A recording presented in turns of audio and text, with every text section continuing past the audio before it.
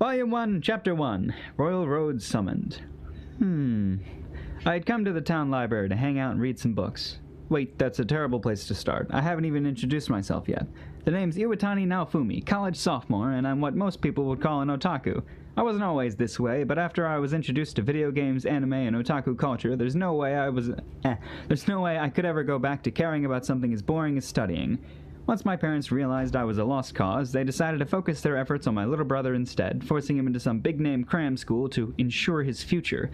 Unfortunately, I think that he must have cracked from the pressure of living up to their expectations and preparing for entrance exams, since he ended up dyeing his hair blonde and talking like a punk. It was really a dark time for our family. But then, a savior appeared. Me! I approached my dear, foul-tempered little brother and told him to play a certain mega-popular dating sim. You fucking with me or something? Get the fuck out of here. Jeez, just trust me and play it, okay? I knew the real reason my little brother went mad. It's because unlike me, who got everything I ever wanted growing up, he was forced to do nothing but study day in and day out. He desperately needed an outlet for his frustration, and when a relaxation specialist like me makes a recommendation, well, even my brother couldn't help to have his interest piqued. To make a long story short, the world gained another otaku. Since then, my brother's room has been totally transformed, filled to the brim with merch from the dating sim I recommended. On top of that, with his stress gone, he managed to pass all his exams and get into super prestigious high school. I'd be lying if I said that it wasn't a little bit irritating. On the plus side, thanks to my efforts, my parents lightened up on me, and I was finally able to enjoy a carefree college life. I guess you could call me the black sheep of the Iwatani family. Anyway, where was I? Oh, right, the library. My parents had already given me the monthly allowance of 10,000 yen, which I converted directly into light novels, manga, and porn. I made another 50,000 yen a month from my part-time job, but because the summer and winter Comiket, all the various local festivals, that didn't go very far either. In fact, I was looking like I was probably going to have to crash at my parents' house again for a while. Still, I was able to live the way I liked, so I couldn't really ask for more.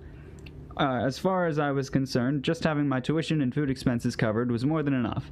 That didn't change the fact that I was dead broke, though, so in interests of frugality. Yeah, frugal. I think that means being cheap. I was passing the time reading random books in used bookstores and libraries. I briefly considered getting back into the online game I've been playing recently. I don't know why I hesitated there. But doing that would mean resigning myself to an infinite time sink. See, I'm the kind of guy that values breadth over depth. Rather than racing for the level cap like most people, I preferred to spend all my playtime leisurely making money. In fact, I had characters selling rare items in the in-game marketplace at that very moment. Unfortunately, that meant the real-life me had more free time than he knew what to do with, which is where the library came in.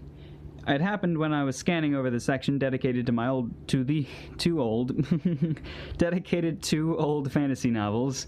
You might not realize this, but fantasy is as old as humanity itself. Even the Bible is basically a fantasy novel when you get right down to it.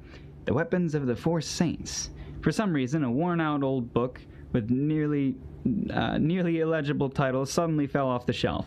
Maybe the last person that looked at it had been careless when they put it back, or maybe it was fate.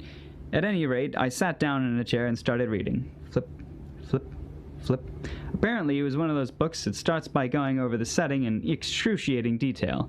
There was a lot to take in, but the gist of it was a prophecy foretold the end of the world. According to the prophecy, the world would be destroyed by wave after wave of disasters. In order to avert the calamity, the people called out for heroes from another world to save them. It's a pretty cliched plot, but I guess I can't expect too much from an antique. It must have seemed pretty fresh back in the day. 4 heroes were summoned, wielding 4 weapons: sword, spear, bow, and shield. What? A shield isn't even a weapon. It's armor! I laughed wryly, but kept on reading. In the end, the heroes set out on a journey to gain strength and polish their skills in order to fight the wave of calamity. Yawn. A wave of sleepiness washed over me. Seriously, would it have killed them to add a cute girl or two to keep the reader's interest? I mean, technically there was a princess, but she seemed like a total bitch. The way she toadied up to all the heroes was totally disgusting. Like, just pick a guy and stick with him, right? Oh, well, at least there was a decent enough cast of characters. The dashing sword hero and the thoughtful spear hero. The Robin Hood-esque bow hero, working to topple a current kingdom.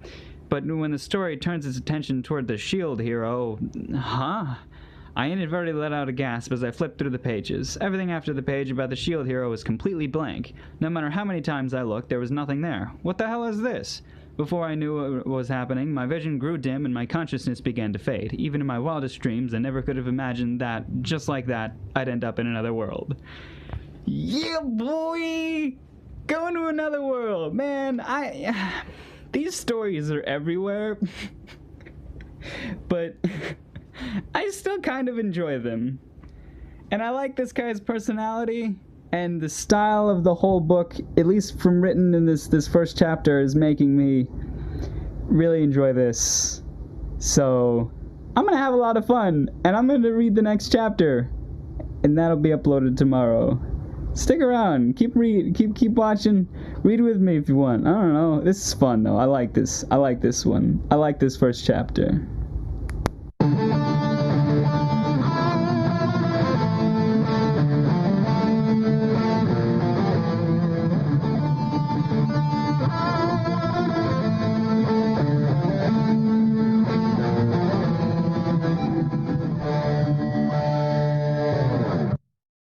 Rising of the Shield Hero, Volume 1, Chapter 2, Brave Introduction. Oh. I woke to the sound of murmuring voices. For some reason, a bunch of guys in robes were staring right at me. What the? I shifted my attention towards this new voice, and I realized I was surrounded by 3 guys who were apparently in the same situation as me. I tilted my head in confusion. What the hell was going on? Wasn't I just in a library?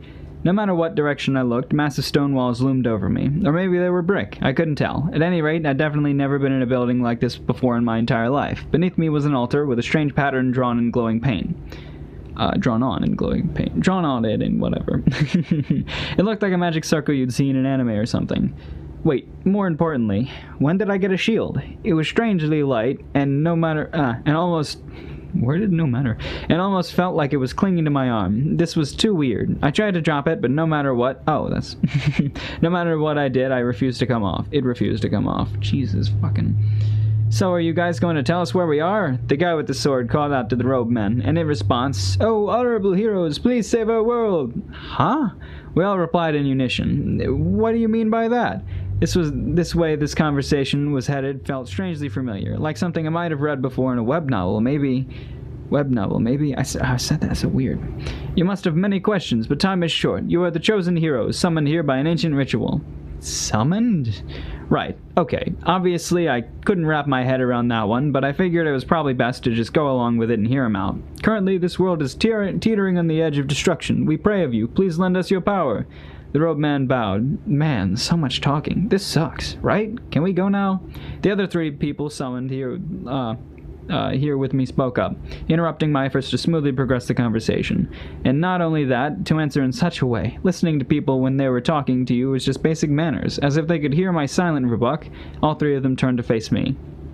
For some reason, they were smirking.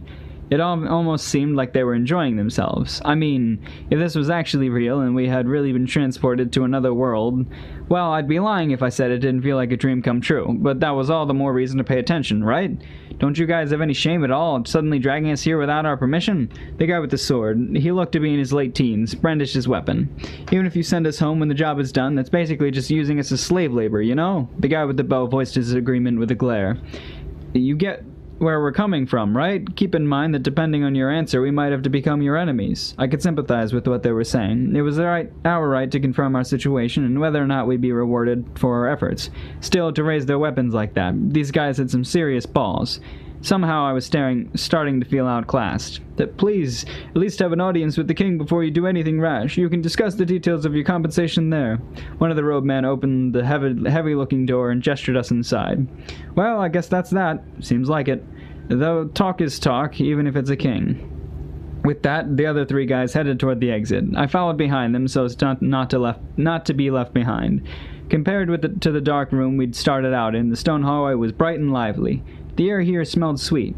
I wasn't really sure how else to describe it. On top of that, the scenery we could see through the rows of windows lining the walls was positively breathtaking. Clear blue sky, far as the eye could see, hung over a townscape straight from medieval Europe.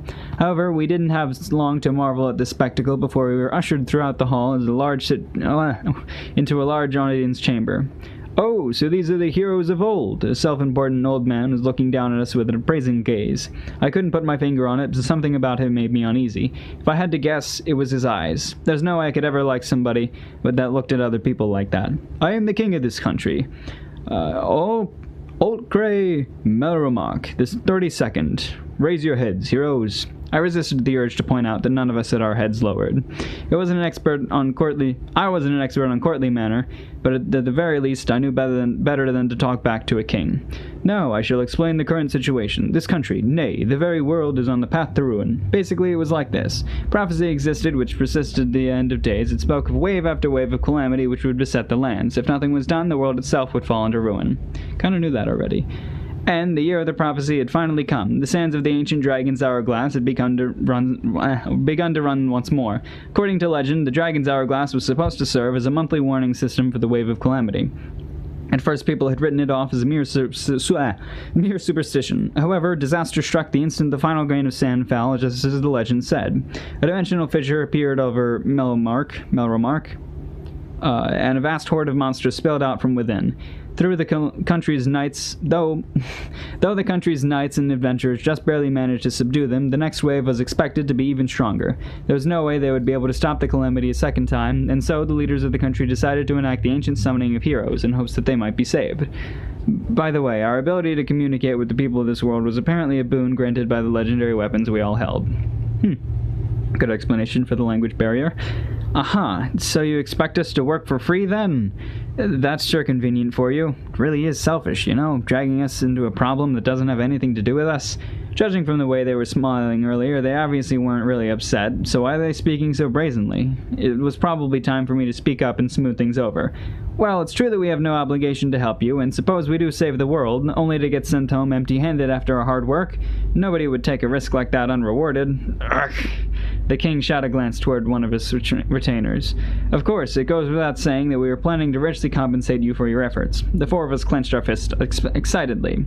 All right, that was more like it. Besides that, we could also prepare discretionary funds to support you on your journey. It's a small price to pay to ensure your cooperation in saving our world. Oh, well, as long as you make it a promise. Don't think that means you owe us, though. We're just cooperating for as long as you stay on our good side. That's right. Yeah. Geez, again with the condescending attitude. Making an enemy out of this country was the absolute worst thing we could do right now. If that happened, the little progress we've made in this negotiation so far would totally fall apart. Now then, heroes, tell me your names. And you get a nice little picture there. Yay. What's he got? I don't know, people. That's when I realized all this was just like the book that I'd been... What? Seriously, kid? That's when you realize it? Oh, God. He should have realized it the second he had a shield on his... Oh, my God, this idiot. I hope he's not this stupid, the whole thing. All of this was just like the book I had been reading earlier. Sword, spear, bow, and shield. It couldn't be a coincidence that the weapons were the same. As unbelievable as it seemed, could we have somehow ended up in the world of that book? While I was wrapped up in my own thoughts, the others began their introductions. My name is Amaki Ren, age 16. I'm a high schooler. The sword hero, Amaki Ren, a total pretty boy. He stood at a petite 165 centimeters, roughly, with delicate, sincere features. In fact, he was so pretty you might even mistake him for a girl if he dressed up in drag. His hair was short with brown streaks, with long slitted eyes and light skin. He was the very image of cool, slender swordsman. I'll go next, then. The name's Kitamura Motoyasu. That's a fun name. College student, 21. The spear hero, Kitamura Motsuyasu. You know, an easygoing older brother type. Though his features were more traditional, he was easily on par with Ren in the looks department. If you told me he's dated 2 girls at the same time before, it wouldn't surprise me at all. Even his hair was chic, tied back into a long ponytail. It was a feminine cut, but somehow he made it work. All in all, it seemed like a helpful, reliable guy. Oh, me now. My name is Kawasumi Itsuki. I'm a 17-year-old high school student. The bow hero, Kawasumi Itsuki. A mature youth with the air of a pianist. There was a fragility about him, yet at the same time an unshakable strength. Honestly, it was hard to get a read on him. He had nice hair, though, wavy, with a bit of a perm. He seemed nice enough for the quiet little brother type. I couldn't help but be thankful everybody was Japanese. Not that I had anything against foreigners, mind you. It just would have been little shocking to see one here. Crap, was it my turn already? Oh, sorry, guess I'm last. The name's Iwatani Naofumi, and I'm a 20-year-old college student. The king stared at me, contempt in his eyes. A chill ran down my spines. Ren Motoyasu Nitsuki, eh? Your Majesty, what about me? Oh, my sincerest apologies, Naofumi. The old guy was unbelievable. It was already glaringly apparent that I was the odd man out here, but he didn't have to rub it in like that. Now, if everybody could please confirm their statuses. Huh? Status? What the heck was a status? How do we do that exactly? Itsuki timidly asked for the king for help, but at least he seemed to have some inkling inkling of what they were talking about. I was completely lost. No, he is an idiot.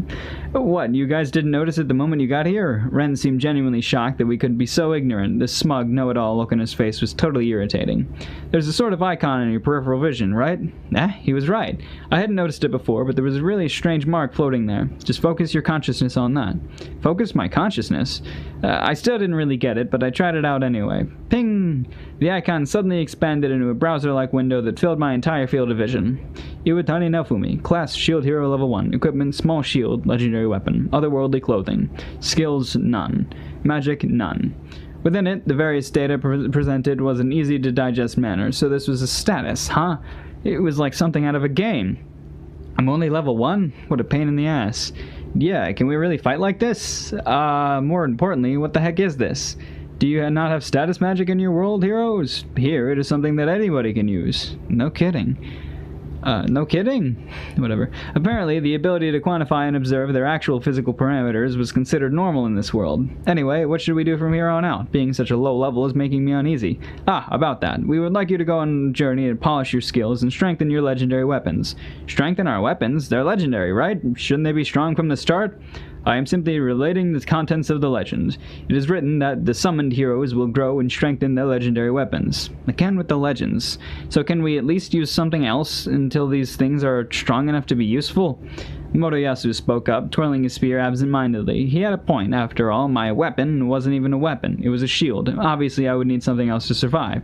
We can worry about that later. For now, we should just focus on getting stronger like they asked. Being summoned as a hero in another world, I was overflowing with things I wanted to try. I mean, come on, there was no way I wouldn't be fired up in a situation like this. The others must have felt the same way, I was sure of it. Well then, should the four of us party up? Wait just a moment, heroes. The minister stopped us as we were preparing to head out on our journey. The four of us are going, the four of you are The four of you are to gather companions individually, then set off on your own separate journeys. Oh, and why is that? It's quite simple. According to legend, the weapons you carry naturally repel each other. Should you operate together as a group, you will do nothing but impede each other's growth. I'm not sure I get it, but basically you're saying we can't get strong unless we work alone? Some sort of help message has suddenly appeared over my shield. Caution. Working together with your fellow legendary weapon holders will be detrimental to your progress. Please try to operate separately as much as possible. Looks like it's the real deal.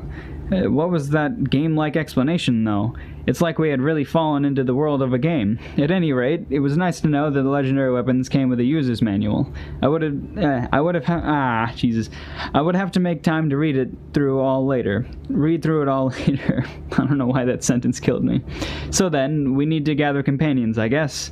On the contrary, we will gather companions for you, the best of the best. Have no worries. However, the day grows late. For now, rest yourselves and gather your strength. Your journey begins tomorrow. Thank you. Yeah, thanks. Leaving behind the words of gratitude, we relocated to the guest quarters prepared for us by the king.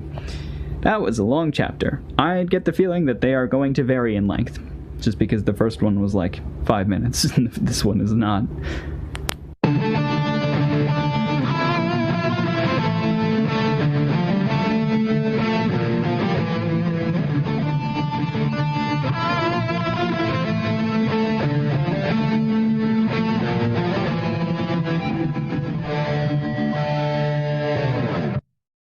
The Rising of the Shield Hero, Volume 1, Chapter 3, Brave Consultation.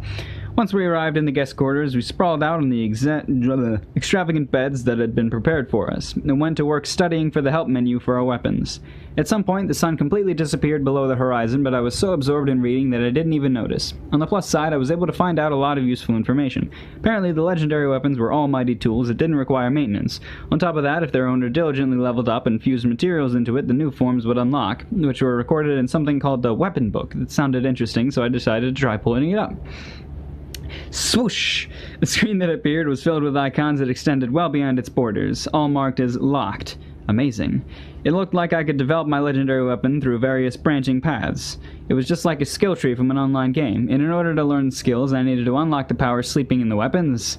Man, this is just like a game, don't you think? I spoke up suddenly, but others weren't really paying attention. They were probably looking through the help menu too. What are you talking about? This isn't just like a game, it is a game. I'm pretty sure I've played it before. Motoyasu boasted. Yeah, it's really popular. You haven't played it? No, I'm a pretty big otaku myself, and I've never played anything like this. Seriously? That it's Emerald Online. I never even heard of that. Huh? Are you really a gamer? It's super famous. Sorry, the only really big online games I know about are Odin Online and Fantasy Moon Online. What? And why is it all gotta be online? What the heck are those? That's the first I've heard of them. What are you talking about? This world isn't an online game at all. It's from a console game. Wait, that can't be right. Isn't this a VR MMO? Huh? Even assuming we've entered the world of an online game, that's still something you play with a mouse or controller, right?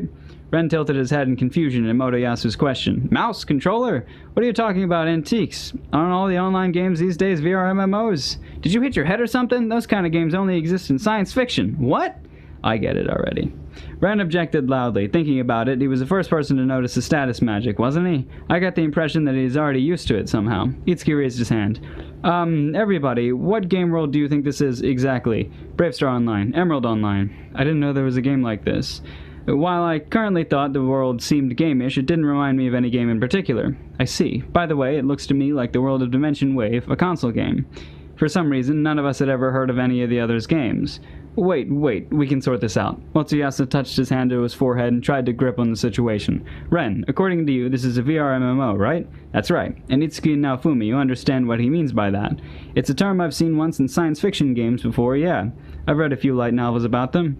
Okay, same here. Then, Ren, this Bravestar Online you mentioned, it's a VR MMO? Yeah, I used to play it all the time. The way the world works really resembles the system it uses.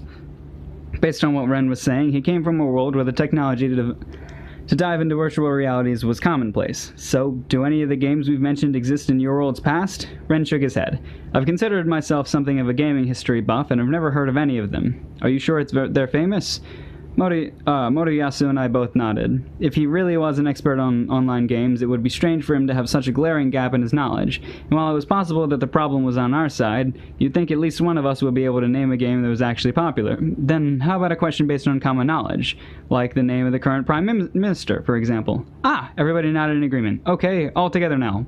Yura Masoro, Yawara Kotaro no, Koraku Enichi, Ichi Fuji Shigeno.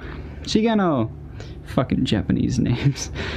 Nothing. I didn't recognize any of the names from history class. After that, we compared various topics ranging from popular net slang to famous websites, but the results was always the same. We couldn't seem to agree on anything. Looks like we're all from totally different Japans, huh? Yeah, no matter how you look at it, there's no way we all came from the same world. Still, fantasy worlds are one thing, but who'd have thought that alternate Japans exist too? Well, there's still the possibility that we came from the same world but different eras. But with so many inconsistencies, it seems less and less likely. Being gathered here together like this was strange, really strange. That said, the fact that we were all otaku probably didn't mean anything. Based on the way things have been going, I'd wager we all ended up here under different circumstances too. That seems likely. I can't say I'm really interested in small talk, but I suppose we should at least consolidate our information. Ren started telling his story. From the way he was talking, he clearly wanted us to think he was cool. I was on my way home from school when I stumbled upon a murder in progress. I remember that up to the point I tackled the murder to help my childhood friend, but after that, he kept absentmindedly rubbing his side as he told his story. Personally, I thought it was pretty cliched, but I resisted the urge to chime in with a snarky comment. From the looks of things, he probably did bring down the murder, but got stabbed in the side during the scuffle. Normally I would file away from him as untrustworthy for brazenly lying about what he remembered just to make himself look better, but since he was a fellow hero, I decided to let it slide. Anyway, before I knew it, I was here. So you saved your childhood friend, huh? That's pretty awesome. He laughed off my compliment with an affected air of coolness, but that was fine. I'll go next. Motoyasu lightheartedly gestured toward himself. Before I came here, I made a lot of girlfriends, you know? I figured as much. His reliable older brother shtick must have been like catnip to girls. And so, because of that, you were two or three timing them and got stabbed, right? Ren's question was obviously sarcastic. However, Motoyasu blinked his eyes in surprise and nodded. Women are scary. Goddamn! My anger boiled over and I flipped him the bird behind his back. What a bastard. I seriously wanted him to drop dead. But wait. Wasn't dying the reason he was summoned here in the first place? I didn't have time to ponder it, though, since Utsuki was already talking, hand clasped to his chest. As for me, I was crossing the street on my way home from cram school when a dump truck came barreling around the curve at full speed. After that... In all likelihood, he had been run over by the truck. What a terrible way to die. Hey, wait a minute, wasn't my story a little out of place here? Do I absolutely positively have to tell mine? Of course, everybody else did after all. Oh, right. Well, if you insist, I was at the library when I noticed a strange book I had never seen before. Naturally, I picked it up and started reading it, and before I knew it, I was here. Their stares were icy. What, did I need to have a tragic history to be accepted or something? The others started whispering to each other just out of earshot. But that guy, Shield, of course, right? Yeah. I couldn't quite make out everything, but I got the feeling they were looking down on me. I needed to change the topic, and quick. So, everybody, seems like you're already familiar with this world's systems. Yep, that's right, more or less. Damn, I was the only novice here. This totally sucked. I see. Then, do you think you could give me some pointers? Since my world is the only one that didn't have a game like this. For some reason, their reaction to my question was split. Ren glared at me while Motoyasu and Itsuki were smiling. Don't worry, your good buddy Motoyasu is here to tell you how it is. Motoyasu walked up... I'm like always worried I'm saying his name wrong, but I'm pretty sure that's it. Motoyasu walked up to me and draped his arm across my shoulders. Something about the look in his face was really suspicious. See, there's a class in Emerald Online called the Shielder that, surprise surprise, uses shields as its main weapon. Okay. At first, the high defense is really nice, but as you progress through the game, it starts to get overwhelmed by the ridiculous amount of damage the enemies can dish out. Okay. In short, at high levels, it's a loser class that absolutely nobody uses. No! I didn't want to hear that. I mean, what the hell? He was basically calling me a born loser. Wasn't it ever fixed in an update? Surely they must have balanced it at some point. Nah, it was terrible and barely anybody played it, so they never bothered. Last I heard, they had decided to just get rid of it altogether. Wasn't there any class advancement? Sure, but the whole line sucked. What about class switching? Sorry, it wasn't that kind of game. Geez, if all of this was true, I had been stuck with a tough class. I looked down at my shield gloomily. Did it really hold such a dismal future? Wait, what about you guys? I turned to Ren and Suki in desperation, but they quickly averted their eyes. Sorry, it's the same in my world too. Eh? So I really got screwed over? While I was standing there dumbfounded, the others started talking about games amongst themselves. What's the terrain like? The names are different, but otherwise it's essentially the same, which means there's a good chance the monster distributions are the same too. Since each weapon's hunting ground is it's slightly different, we should avoid going to the same areas. Yeah, that's probably the most efficient way to do it. Their eyes were sparkling. I could tell they were thinking something along the lines of, wow, we really hit the jackpot as far as abilities go, didn't we? That's right, they were strong, and I wasn't. But there were still plenty of roads available to me. If I were weak, I just needed to rely on companions. Even somebody like me could get stronger by fighting in a party. What am I worrying about? It's not every day you get a chance to see another world. I'm sure things will work out somehow. I couldn't let everybody's looks of pity get to me. I just needed to trade out this shield for a proper weapon, and I'd be good to go. Alright, I can do this. I pumped myself up. Honorable heroes, we have prepared a meal for you. Oh, apparently it was time to eat dinner. We opened the door, and an attendant escorted us to the Knights Corps' dining hall. The Knight Corps, yep. To the Knight Corps' dining hall. I said Knights Corps. Coors Light.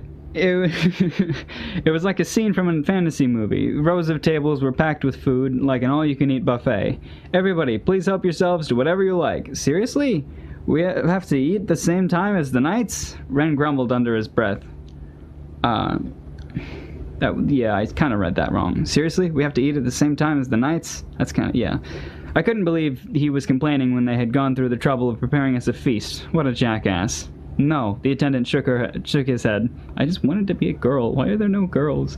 After you've had your fill, the food here will be used at your introduction.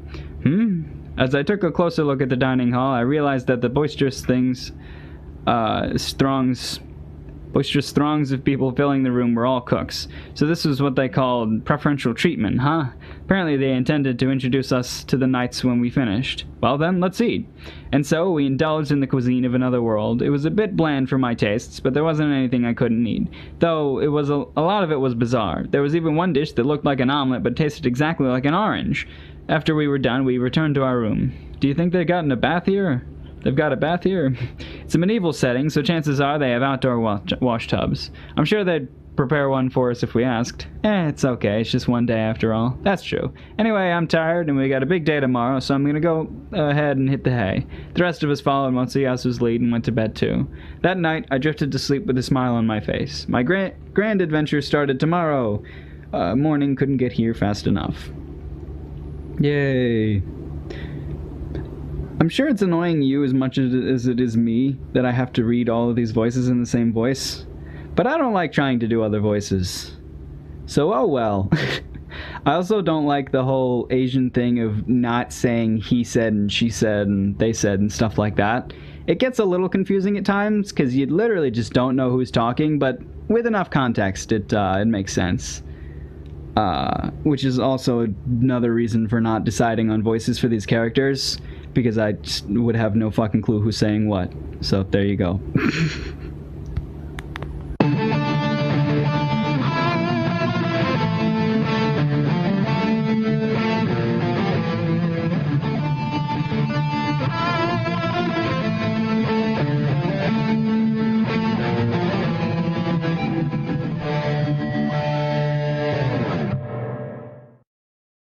Rising of the Shield. I almost said sword.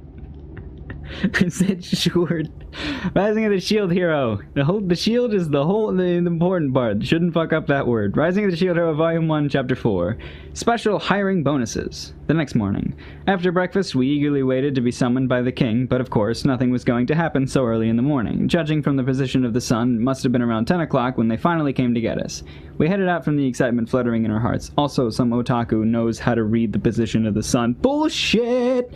Welcome, heroes. Inside the audience chamber, 12 men and women dressed like adventurers had been gathered. There were even a few that looked like honest-to-goodness knights. The king's assistance was really amazing. We bowed in greeting. As promised, we have gathered companions to follow you on your journey. They are all eager to make your acquaintance. This was perfect. There were just enough people here for each of us to get 3 companions with nobody left over. Now, future heroes of this country, choose the one you wish to serve. They get to choose who they're going to follow themselves? That was surprising, but the more I thought about it, the more sense it made. Obviously, they would favor their own citizens over a bunch of strangers. One by one, the adventurers briskly crossed the room and gathered in groups in front of us. As in the final tally, Ren, 5 followers, Motoyasu, 4 followers, Itsuki, 3 followers, me, none at all! Wait a minute, your majesty! What the hell? This was too cruel! The king the king didn't seem quite sure how to respond. To be frank, I never imagined something like this could happen. He isn't very popular, is he? Even the minister threw me under the bus, a shocked expression on his face. Just then, a robed man whispered something to the king. I see, so there was that kind of rumor. Did something happen? Motoyasu delicately tried to break the tension, but it was too late. It felt like I was back in elementary school being excluded by the other kids during gym class all over again. This wasn't the kind of thing that's supposed to happen when you come to another world. Apparently, a rumor has been circulating around the castle that of all heroes, the shield hero is the least acquainted with the ways of our world. What? In legend, it is written that the heroes are all one with a deep understanding of the inner workings of this world. If I'm not mistaken, that does not apply to you. Motoyasu nudged me with his elbow. Guess they were eavesdropping on our conversation last night, huh? Wait, was he talking about the fact that I never played a game like this before? That was the reason nobody wanted to join me? No, more importantly, what was with that bonus legend in the first place? Even if I wasn't informed as the others, I was still a hero, wasn't I? Who cares if the shield sucks in a few shitty games? This wasn't a game, it was reality. Come on, Ren, you've got 5 followers. Can't you spare 1 or 2? Ren's followers, men included, shrank back behind him like frightened children, while Ren simply sighed and scratched his head. Well, I can't say I'm a fan of company. I'll leave behind anybody that doesn't think they can keep up with me. However, even in the face of such cold words from their lord, none of Ren's followers so much as moved a muscle. What about you, Motoyasu? Don't you think this is too cruel? Well... Incidentally, I forgot to mention it earlier, but the ratio of men and women in the adventures gathered for us was heavily weighted towards women. It was quite the mystery. It's not my decision to make. Itsuki seemed genuinely troubled by the situation, but didn't want to reject the companions that had chosen him either. Incidentally, I forgot to mention it earlier, but every single one of Motoyasu's followers was a woman. It seemed he was genetically predispositioned to having women flock to him no matter where he was. I do think it would be best if we had 3 followers... If we each had 3 followers, but forcing them into it against their will would be terrible for morale. Everybody in the room nodded at Itsuki's reasonable words. Then I have to set off on my journey alone? But all I had was a shield. How was I supposed to get any stronger without companions? My lord, I will travel with the shield hero. One of Motoyasu's subordinates raised her hand and volunteered to join my party. Oh, are you sure? Yes. She was a lovely young woman with shoulder-length red hair. Hey, that's the girl in the picture. Anyway, more than that, she was stunning, wasn't she? Her features were a bit childish, but even so, she was only a little shorter than me. Are there any others willing to go to Naofumi's side? Nope. I can almost see the tumbleweeds rolling. Not a single other person showed even the slightest inclination of volunteering. The king breathed a sigh of regret. Very well. Naofumi, from this point on, you are to scout suitable companions on your own and bolster your ranks. Because of these decidedly unique circumstances, I will make a special exception just this once and increase your aid for the month over that of the other heroes. Yes, your majesty. It was a sound judgment. If nobody here wanted anything to do with me, then I just had to go out and find some people that did.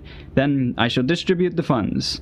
At the king's signal, they were presented with 4 heavy, jangling money bags. As promised, mine was slightly larger than the others.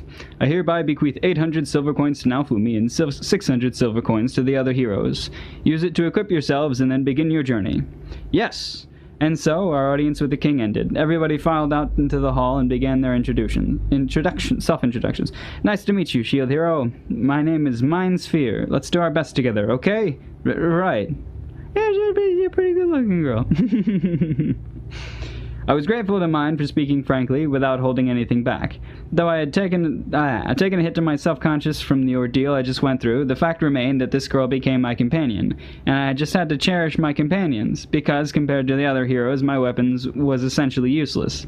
Then, shall we go now, Mine? Okay! Mine nodded enthusiastically and fell into a step behind me. The spectacle that greeted us when we crossed the drawbridge from the castle into the town nearly blew me away. Though I had caught a glimpse of it through the window yesterday, seeing it up close really drilled into the fact that I had come to another world. Wooden signboards hung over the stone streets and storefronts, so delicious smells wafted through the air. It was really quite an impression. What should we do now? First, I want to find a shop that sells weapons and armor. We should definitely be able to buy something decent with this much money.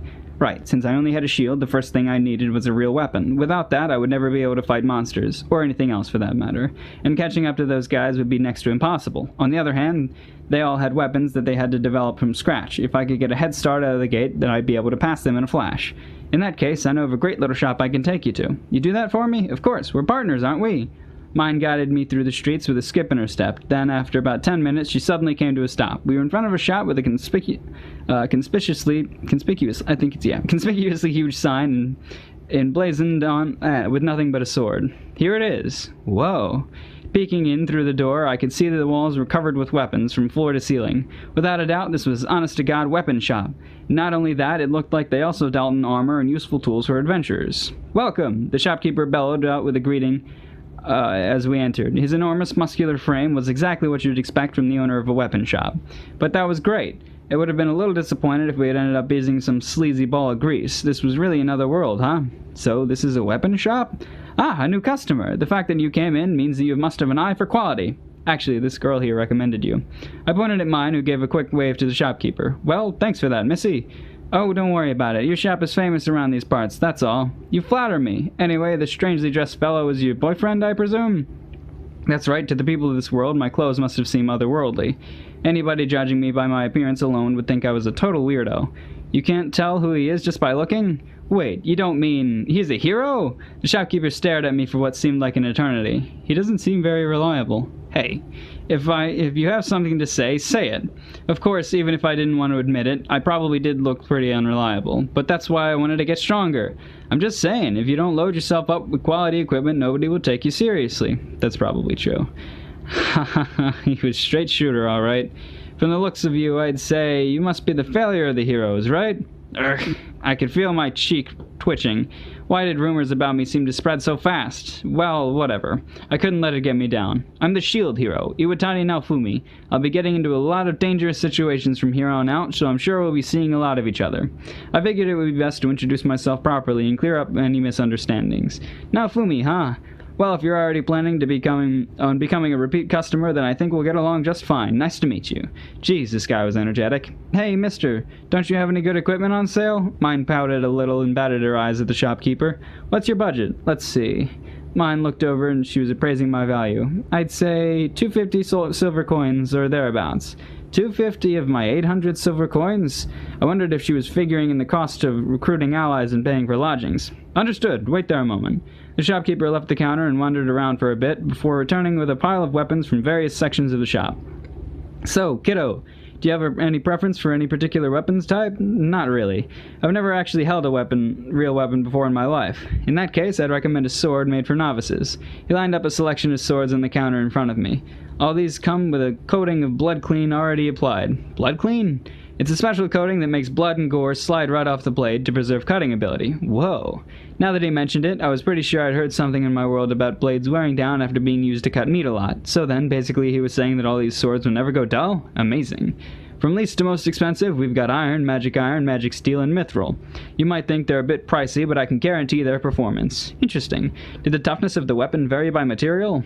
We've got better weapons in stock, of course, but these are the ones that fit your budget. Normally in console games, the shops in the first town were full of crap items, but there seemed to be an amazing assortment of products here. This world really was like an online game, wasn't it? Wait, no, what was I thinking? This wasn't a game, it was reality. There's perfect sense that a weapon shop in the capital or major city would be well stocked. Maybe the iron sword? I gingerly wrapped my fingers around the hilt and picked it up. There was a hefty weight to it, like you'd expect from a weapon. Compared to my shield, it was surprisingly heavy. Would I really be able to fight monsters with this? Crack! Ow! Suddenly I felt a shock like I had been struck by lightning, and the sword snapped out of my hands. Oh? The shopkeeper and mine were looking back and forth between me and the sword with looks of wonder on their faces. What happened? I bent over and picked up the sword again. It seemed perfectly normal. So then what was that before? Was it just a fluke? Crack! Ouch! What the hell? Was the shopkeeper playing a prank or something? I glared at him, but he shook his head and shrugged. He was clearly just as confused as me. Maybe mine knew what was going on. I couldn't imagine that she was responsible for this, but she was the only other one here.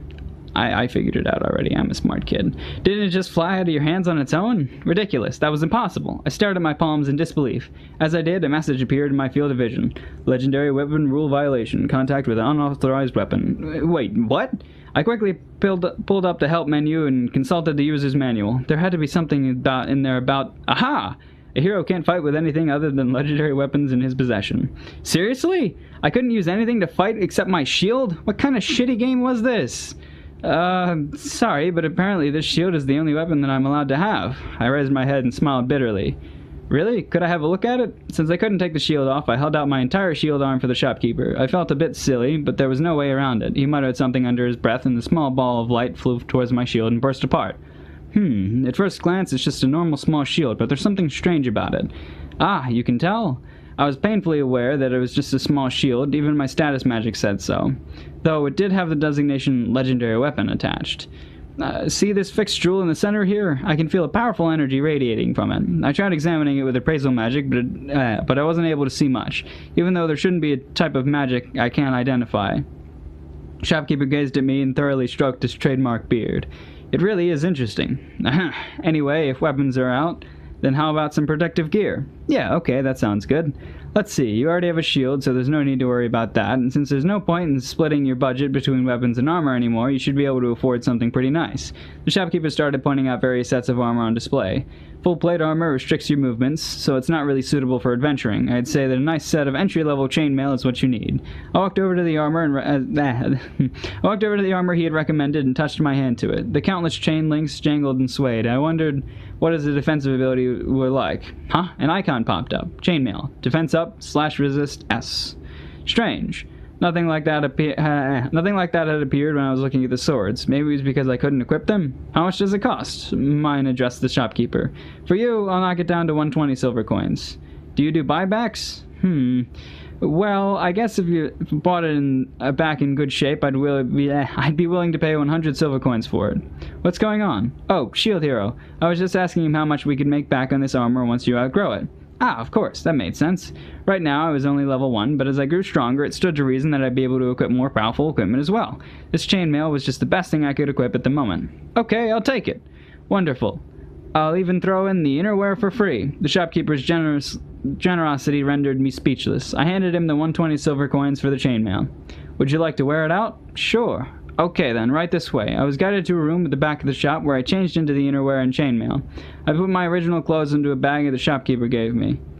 Question, how does he put clothes on with the shield attached to his arm? Whatever. It's not much, but you definitely look like a little sturdier now. Thank you. I was pretty sure that it was supposed to be a compliment. Well then, Shield Hero, shall we head out into the field? Yeah! I was in high spirits as I left the shop with mine. I look like a real adventurer now. Afterward, we walked toward the edge of the town and exited through the castle gates. That word always gets me. The guards posted at lookouts acknowledged our presence with a nod, and I greeted them cheerfully in return. This was it. The start of my adventure was finally here. Yay! These chapters are long. Awesome. Nah, it'll be fine. It's great. It's good. It's fun. No, I like this. I like this story. It's pretty cool. It's pretty cool. I mean, I want to see how he reacts to trying to fight shit with just a shield, but that's, that's next chapter.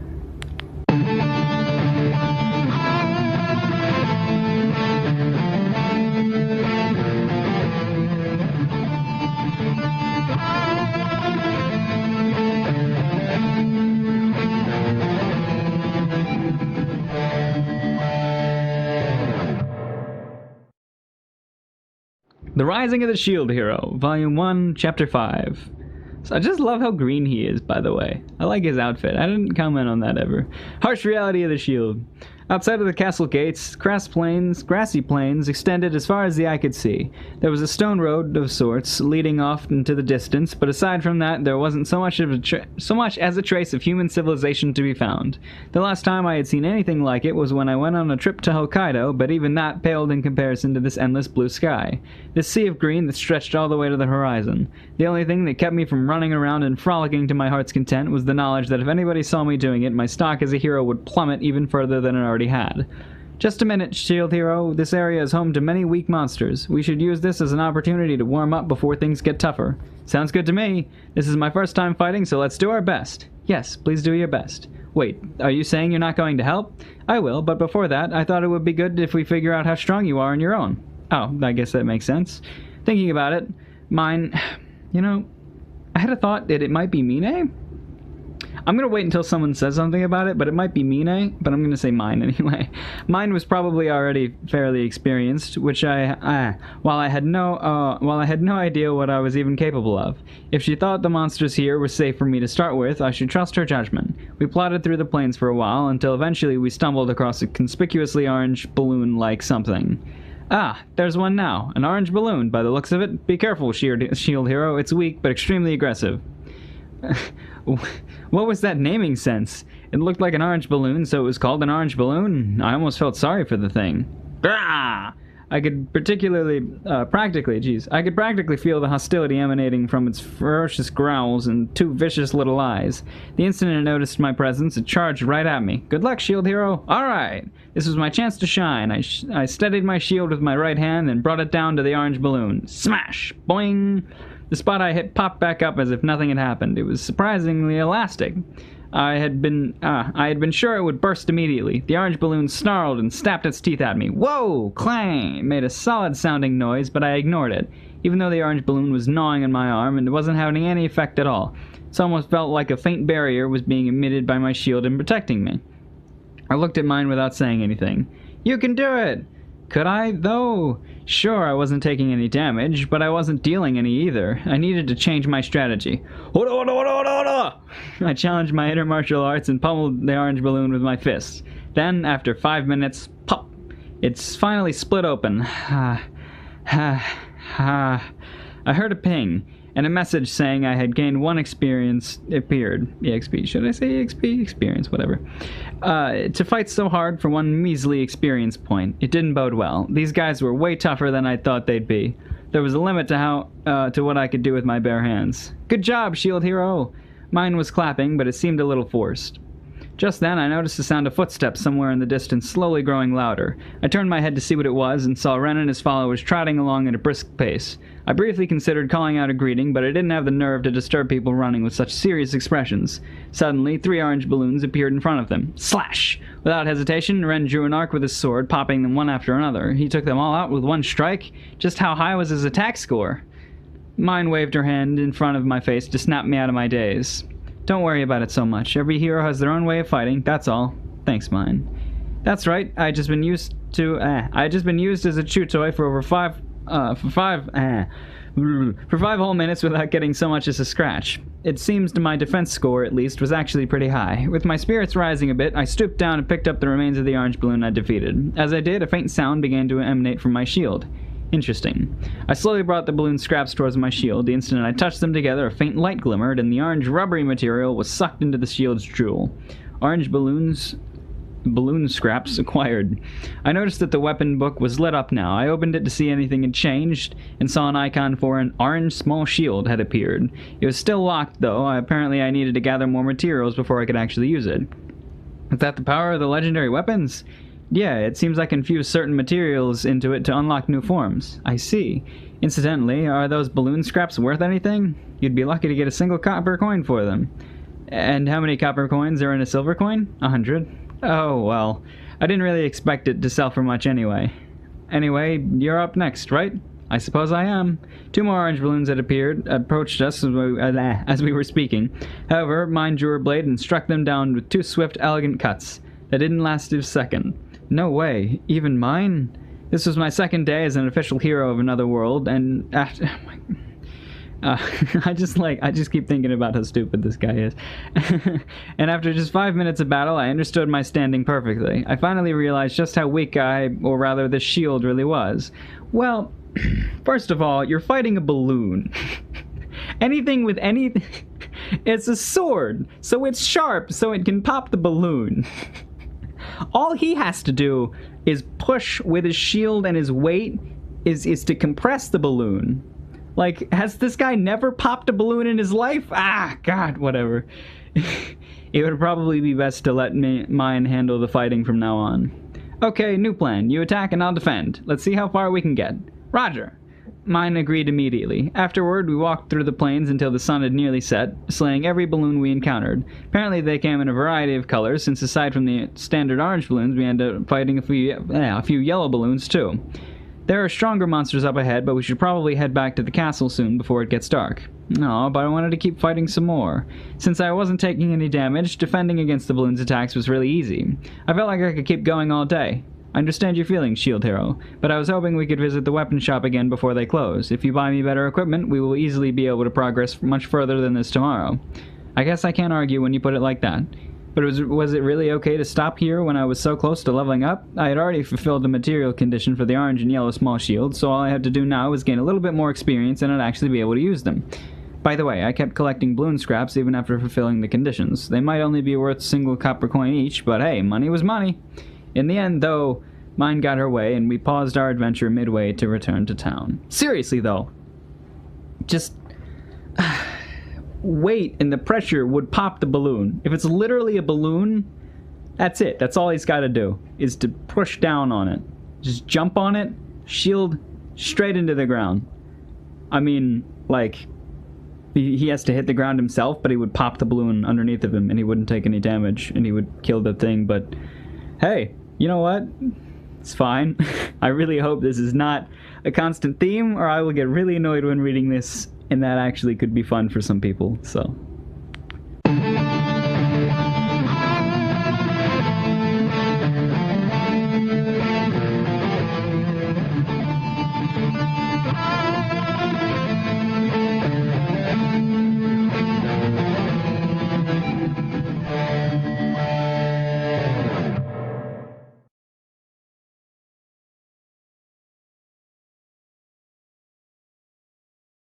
The Rising of the Shield Hero, Volume 1, Chapter 6. No one has corrected me yet, so I'm going to say mine.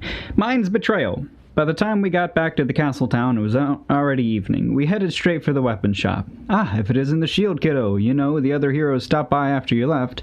So everybody ended up outfitting themselves at the shop, huh? No wonder the shopkeeper looked so pleased with himself. I see. Say, you wouldn't be willing to buy these, would you? I showed him the scraps I had scavenged from the orange balloons we hunted today. That was just waved toward the door indifferently. But he just waved. Whatever. There's a shop around here that specializes in buying and selling materials for monsters. I'm sure they'd be willing to take them off your hands. Thanks. No problem. So, do you need anything else? Yes, I wanted to buy some equipment for my companion here. I looked around the store for mine and found her staring intently at the equipment on display. What's your budget this time? I had 680 silver coins left. What was the best way to spend them? What do you think, Mine? Mine was comparing equipment with a serious look on her face and didn't seem to hear me at all. I really needed her input here, though. After all, we were done shopping, but when we were done shopping, we needed to have enough left over to get us through the rest of the month. But I didn't even know how much lodgings would cost, let alone everything else. Equipment for your companion, huh? Well, it will definitely make her stronger, right? Since I couldn't attack at all, we'd get more bang for our buck by making sure mine was well equipped as possible, or at least that was the idea. It'd probably be expensive though, so why aren't you negotiate a discount? I'm sure you sure say some amusing things, Mr. Hero. 80% off. Are you crazy? 20% increase. You're going in the wrong direction. 79% off. Even double price is too good for some bastard trying to haggle without looking at the wares. 90% off. 21% increase. Stop trying to bump up the price. 100% off. That's just asking for it free. Ah, fine. 5% off. Not enough. 92% off. And so on. Eventually, mine came back to the counter, carrying a lovely set of armor and a sword made out of strangely expensive-looking metal. I'm done shopping, Shield Hero. So what's the total, Pops, including the 60% off, of course? 480 silver coins. 59% off is as low as I'll go. My preemptive haggling had been surprisingly effective at dropping the price, still to be left with just 200 silver coins. Mine, can't you be a little more understanding? I've still got lodging fees and living expenses to think about, you know? It's fine, Shield Hero. If I get stronger, we'll be able to defeat stronger monsters and make back the money by selling their materials, right? Mine pressed her chest to my arm and pleaded with me. Her eyes were sparkling. I guess I didn't say that right. I should have said that seductively or something. Well, if you insist. Come to think of it, those 200 silver coins had been given to me to make up for my lack of followers. The rest was meant to be used on my equipment from the start. Looking at it from that point of view, it was a good chance that the amount of 200 silver coins was chosen specifically because it would be good enough to get me through the month. That said, I'd still feel more comfortable if I leveled up a bit and got a steady source of income before trying to recruit anybody. Okay, guess I'll take these then. Thank you very much. You're a pretty ridiculous hero, you know that? Haha, well, I just really enjoy business, that's all. Oh yeah, he said that, didn't he? In online games, I always enjoyed making money. I had an uncanny ability to buy low, sell high, and play the auctions. And it wasn't like it was easy, mind you. With all the information available at their fingertips, actual humans in games were tough to haggle with. Thank you, Shield Hero. Mine gently kissed my hand in gratitude. Thank you, Shield Hero. Some more like that. Yeah, affection points up. Our journey from tomorrow on was sure to be more enjoyable. At any rate, new equipment in hand, mine and I headed to the town's inn. The rates were 30 copper coins per person per night. We'll take 2 rooms. Not one? Shield Hero. Mine was emitting a silent pressure. I have the feeling that I'd already lost this one. Okay, 2 rooms it is. Right. Thanks for your patronage. The innkeeper rubbed his hands together greedily and told us about the rooms we'd be renting. After having an unreasonable amount of information hammered into my head, we stopped at the tavern next door for dinner. I ordered 2 deluxe specials, which ran 5 copper coins apiece. Which reminds me. Sprout out the map I'd purchased on the way back into town and asked mine to help get my bearings. This here is the plane we were fighting in today, right? I was making notes about the area's terrain on the map. For future reference, I might have been better to ask Ren or Modiyasu about it, but judging from the way they were acting yesterday, they probably wouldn't have told me anything. Guys like that would do anything to get a leg up on other people, without a second thought. I wouldn't be surprised if they took advantage of my ignorance to guide me right into the nest of powerful monsters or something. That's why I decided to consult with mine, who seemed knowledgeable enough about this sort of thing. Yes, that's right. And from our conversation earlier, would it be right to thinking that this forest here is the next hunting ground after the plains? The map gave a broad overview of the country's terrain. Basically, there was a vast plain and the castle in the center. From there were roads running toward the forest and the mountains, as well as roads that intersected with rivers and villages. However, since the map was so small, only a few villages near the castle were actually shown. It didn't give any indication of what to expect beyond the forest either, which was problematic. Without knowing where to go and what kind of monsters would be there, it was impossible to progress. Yes, it's not recorded on this map, but your current goal is Raffen Village, on the other side of the forest. And just past Raffen is a dungeon well-suited for novice adventurers? A dungeon? Sure, hunting monsters was the basis of online games, but that was aiming too high. I doubt we'll find much of value, but it should be good for increasing your level. If you say so. Don't worry, the monsters there are strong, of course, but with this new equipment, it will be easy victory. Thanks. That was really This was all really helpful. Think nothing of it. By the way, aren't you going to drink any wine? Since this was a tavern, they had brought out alcohol along with the food. However, I hadn't touched it at all. Sorry, I don't really like this stuff. It wasn't like I couldn't handle myself. On the contrary, I had such high tolerance that it was almost impossible for me to get drunk. Oh, great. I just didn't really have any interest in it, that's all. It was possible. How do you have such a high tolerance? You have to build up a tolerance. So he has to have drank a lot in order to have a high tolerance, but he has no interest in it. So why would he drink enough? I really hope I don't have to do this every time. Oh wow, he's actually about to explain himself. There goes me, I'm being an idiot, whatever.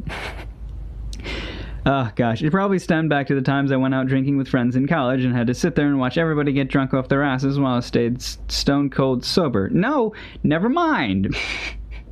He doesn't want to drink because he didn't drink. And now he stayed sober while they got drunk, even though he doesn't have a high tolerance. Not even just one glass? Seriously, I'd rather not. But, sorry, I see. Mine put down the bottle of wine with a disappointed look on her face. Anyway, I'm glad we were able to talk about our plans for tomorrow, but I think I'm going to go ahead and turn in early. Good night, Shield Hero. I had already finished my meal, so I left the boisterous tavern and returned to my assigned room. Once I was there, I stripped off my chainmail and laid it on the chair.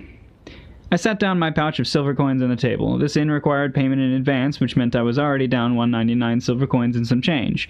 The uneasy feeling that gave me was probably an instinct, so I'd gained from spending so much of a life and totally broke. So, on a lark, I took about 30 silver coins out of the pouch and hid them under my shield. It was a really touristy thing to do, but somehow it made me feel better. A whole lot of things happened today. I knew what it was like to defeat monsters now, even if it was just popping balloons. I'm reading this so weird, I don't know. I laid down on the bed and stared up at the unfamiliar ceiling, thoughts racing. This really was another world. Just like last night, the excited feeling in my chest wouldn't go away. I could feel it. There were only...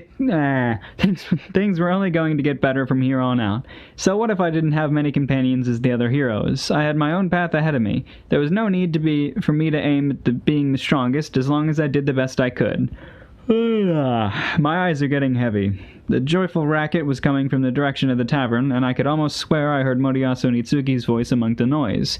Maybe they were staying at this inn tonight, too. I reached out and extinguished the lamp lighting up the room. It was still early, but even so, I quickly drifted off to sleep. Jingle. Huh? A noise. Were those guys in the bar still going at it? It's so hot. Clothes stuck. It was cold. There was sunlight shining on my face, which meant it must be morning. I wiped the sleepiness out of my eyes and I sat up, looked out the window. Apparently I had been more tired than I thought, since the sun was already fairly high in the sky. It was probably about 9 o'clock. At some point I had ended up wearing nothing but my underwear. Did I strip in my sleep? Well, whatever, it didn't matter. Outside, the street was... This guy's so fucking stupid. Outside, the street was bustling with people going about their daily routines. The sight of restaurants and food stalls busily preparing for the lunch rush while carriages clattered along made me feel like I was in a dream. This world was really amazing. Apparently, there were two types of carriages, higher-class horse-drawn ones and lower-class bird-drawn ones. The bird-drawn ones were being pulled by huge ostrich-like things that reminded me of the chocobos. The occasional ox cart rounded out the medieval atmosphere. Well then, time for breakfast. I searched around the bed for the clothes I had apparently taken off last night. Weird, they weren't there. Then the chainmail I put on the chair was nowhere to be found either. On top of that, the sack of silver coins that should have been sitting right there on the table was gone too. Even my original clothes, which I had kept just in case I ever needed them, had up and vanished. What? No way. I'd been robbed? That was totally ridiculous. Does this inn have security at all? Anyway, I had to tell Mine about this. I flung open the door to my room and ran next door. Mine, this is bad. All our money is gone, and my equipment too. But no matter how I desperately knocked, there was no response. I was so preoccupied that I almost didn't notice the heavy footsteps approaching from down the hall.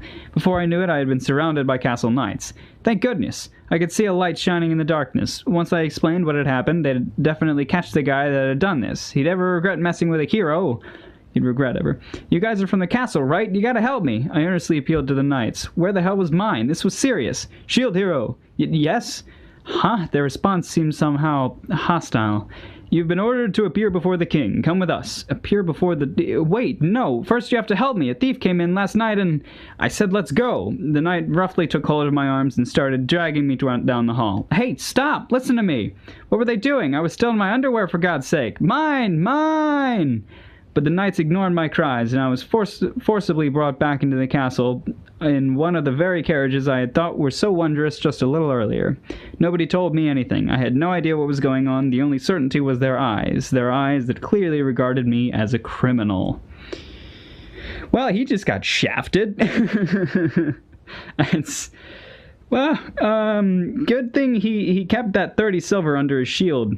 Also, I hate that he can't remove his shield, because how does he put on any clothes? How does anybody... I don't know. That's always going to bother me for the duration of this whole thing, is that I'm never going to really fully understand how he wears or puts on clothes if he always has a shield. I mean, I know it's a small shield, but it's like, it's on his... He can't take it off. He can't drop it. He can't do anything. Like, how's he going to get a shirt through that? Right? Right? Come on.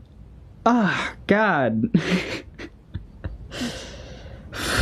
Also, this idiot is not very smart, because he didn't freak out as soon as he noticed he was missing all of his clothes, but whatever.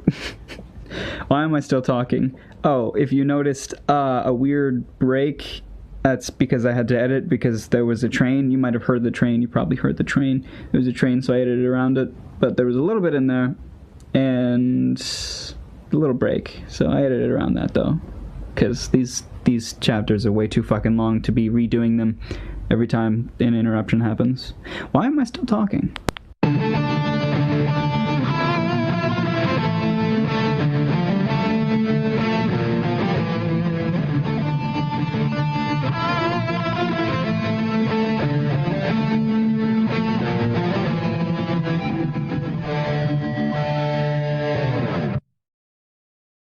Rising of the Shield Hero, Volume 1, Chapter 7, False Accusations. Once we arrived at the castle, the knights marched me, still in my underwear, into the royal audience chamber, spears prodding at my back. The king and minister were waiting for me with sullen looks on their faces, and Mine!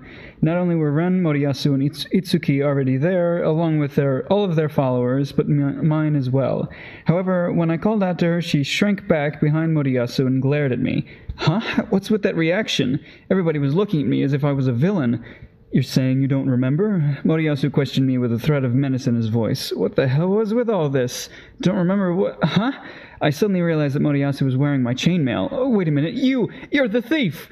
Who are you to accuse anybody? I never thought you could stoop so low. You fiend? Fiend? What are you talking about? At that, the atmosphere in the audience chamber shifted. I had the distinct feeling that I was in a courtroom. Yes, please state the charges against the shield hero. Charges? What are you talking about? Last night, this shield hero got drunk, burst into my room, and forced me down against my will. Huh? He told me that night was still young and started ripping off my clothes. Mine clung to Moriyasu's back, crying and accusing me through all her sobs. It was so scary. I only barely managed to escape from the room, screaming. Thankfully, Lord Moriyasu was there to help me. Where was this coming from? All I remember doing last night was going to bed earlier and sleeping like a baby. I looked at mine in bewilderment. What are you talking about? After dinner yesterday, all I did was go to my room and sleep. Liar! If that were true, why would Mine be crying like this? Why are you being so protective of her? You barely know her. And while you're at it, explain where you got that chainmail. Didn't they meet for the first time yesterday? Oh, this? I just happened to run into mine while I was drinking alone in the tavern yesterday. We talked for a while, and she gave it to me as a gift. Huh? No matter how I look at it, it was my chainmail. I mean, the chances that mine had bought it with her own money weren't zero, but given that my own chainmail had disappeared right before Moriyasu suddenly got a brand new set for himself, well, anybody would be suspicious. I gave up on talking with Moriyasu and appealed directly to the king. Your Majesty, last night all of my possessions except my shield were stolen away in the night by some thief. I beg of you, please, find out who did it and arrest them. Silence, fiend. The king bluntly denied my proposal. Committing an act of sexual assault on one of my citizens is an unforgivable offense. If you weren't a hero, I would have put you to death on the spot. I'm telling you, it's a misunderstanding. I didn't do anything. However, everybody in the room had already decided that I was guilty. It felt like the world had suddenly dropped out from under me. What the hell? What the hell? What the hell? Why did I have to suffer this kind of abuse for something I didn't do? And then it happened. As soon as she was sure that nobody was looking at me, mine's expression changed. A self-satisfied smirk floated across her face, and she stuck her tongue out at me derisively. Everything fell into place. I glared at Moriyasu as a terrible, dark emotion began to well up from the pit of my stomach. You did this! You set this whole thing up! Even I was surprised by the voice that came out of my mouth. Ha! Like anyone would listen to the words of a damned rapist. Moriyasu stepped between me and mine as if telling me to keep my filthy eyes off her, and played himself up as the hero helping the hapless victim. Don't fuck with me. That's what happened, isn't it? You planned all this just to get at my money and equipment. He probably knew that I'd end up buying mine lots of nice things to compensate for my own weakness. His plan must have been to have her squeeze me for everything she could, then skip out with whatever money was left. Then this entire charade was to just take me out of the picture entirely and ensure they never got caught. Fuck, I was almost impressed. Come to think of it, she never once called me by my name, did she? Was that her way of saying this world didn't need more than one hero? Doing something like that to only get to his only ally in another world. What trash. You're right, even I can't bring myself to pity him. Ren and Itsuki didn't hesitate to condemn me either, so they were all in on it from the very beginning, huh? Since I had a shield, since I was weak, since I couldn't fight, they all decided to trample over me for their own benefit. Filth. They were all cowardly filth. None of them had ever believed in me. Well, screw that. Why would I have to protect people like them? This world could burn for all I cared. Fine, whatever. Why don't you just send me back to where I came from? Then you can get yourselves a new shield hero. Another world? Ha! Why would I need to go so far to feel just like this?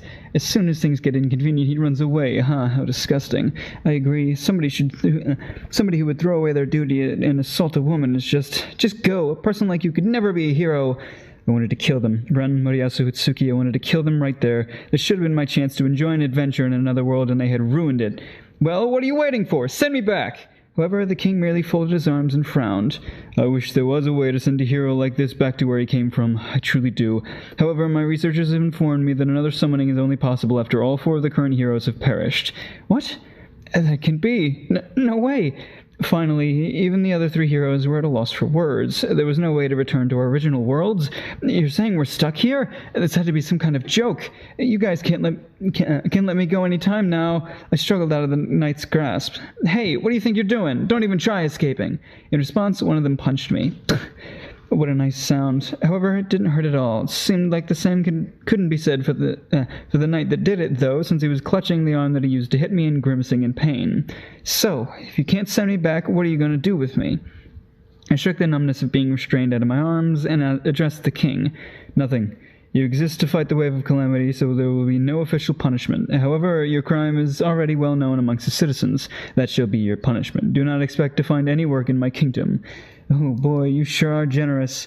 In short, he was telling me to raise my level as an adventurer and prepare for the wave.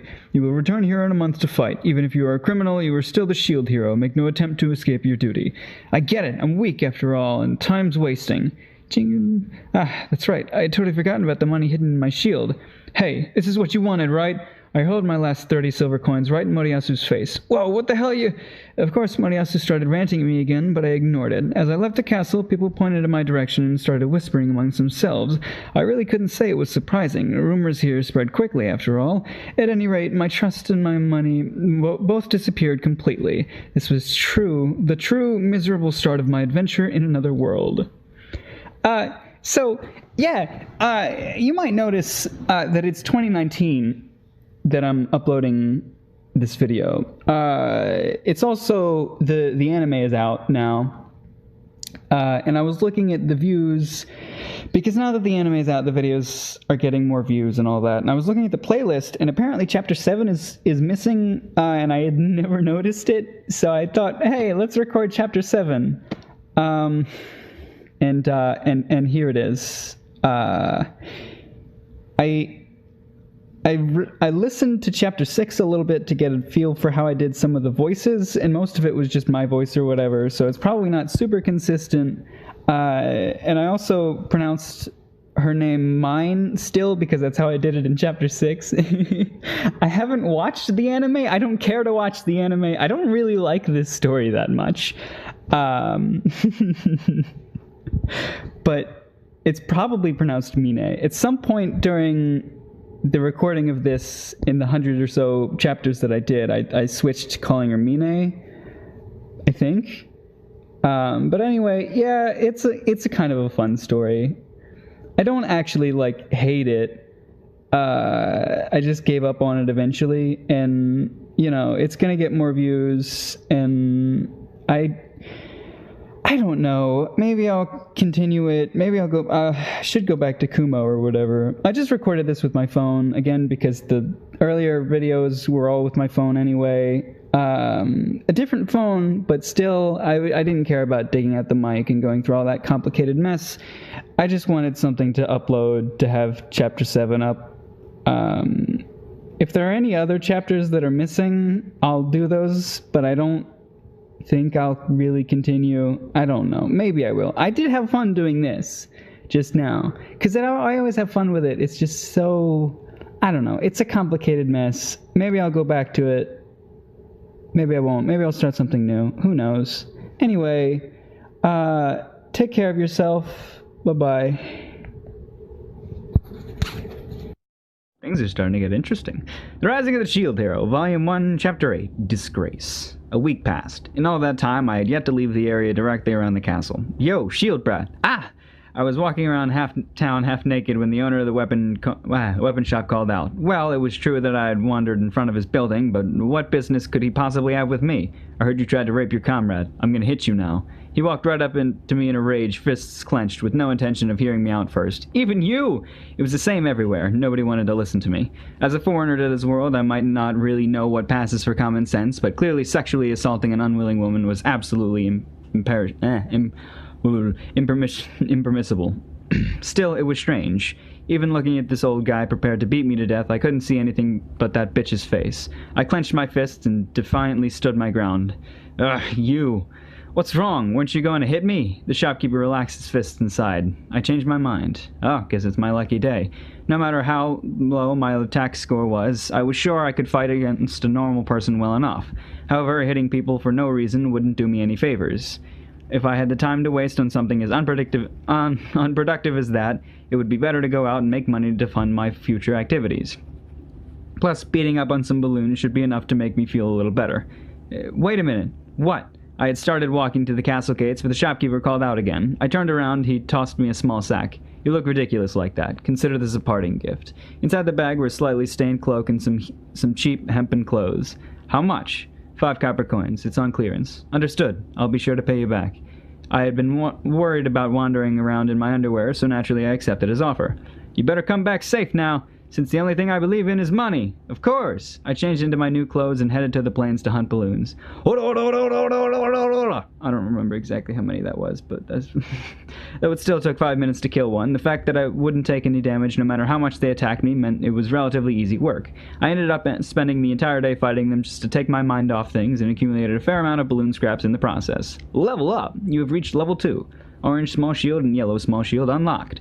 I also prepared and investigated various things. By evening, though, I realized I was starving, so I reluctantly returned to town and found my way to a merchant that dealt in monster materials. As soon as the plump little man behind the counter saw my face, he broke into a broad, silly grin. He was obviously planning to rip me off. There was one person in line in front of me selling various materials. Yes. How does 1 copper coin for 2 pieces sound? The merchant pointed at the balloon scraps on the counter and assessed their value. So the going rate was a copper coin apiece, huh?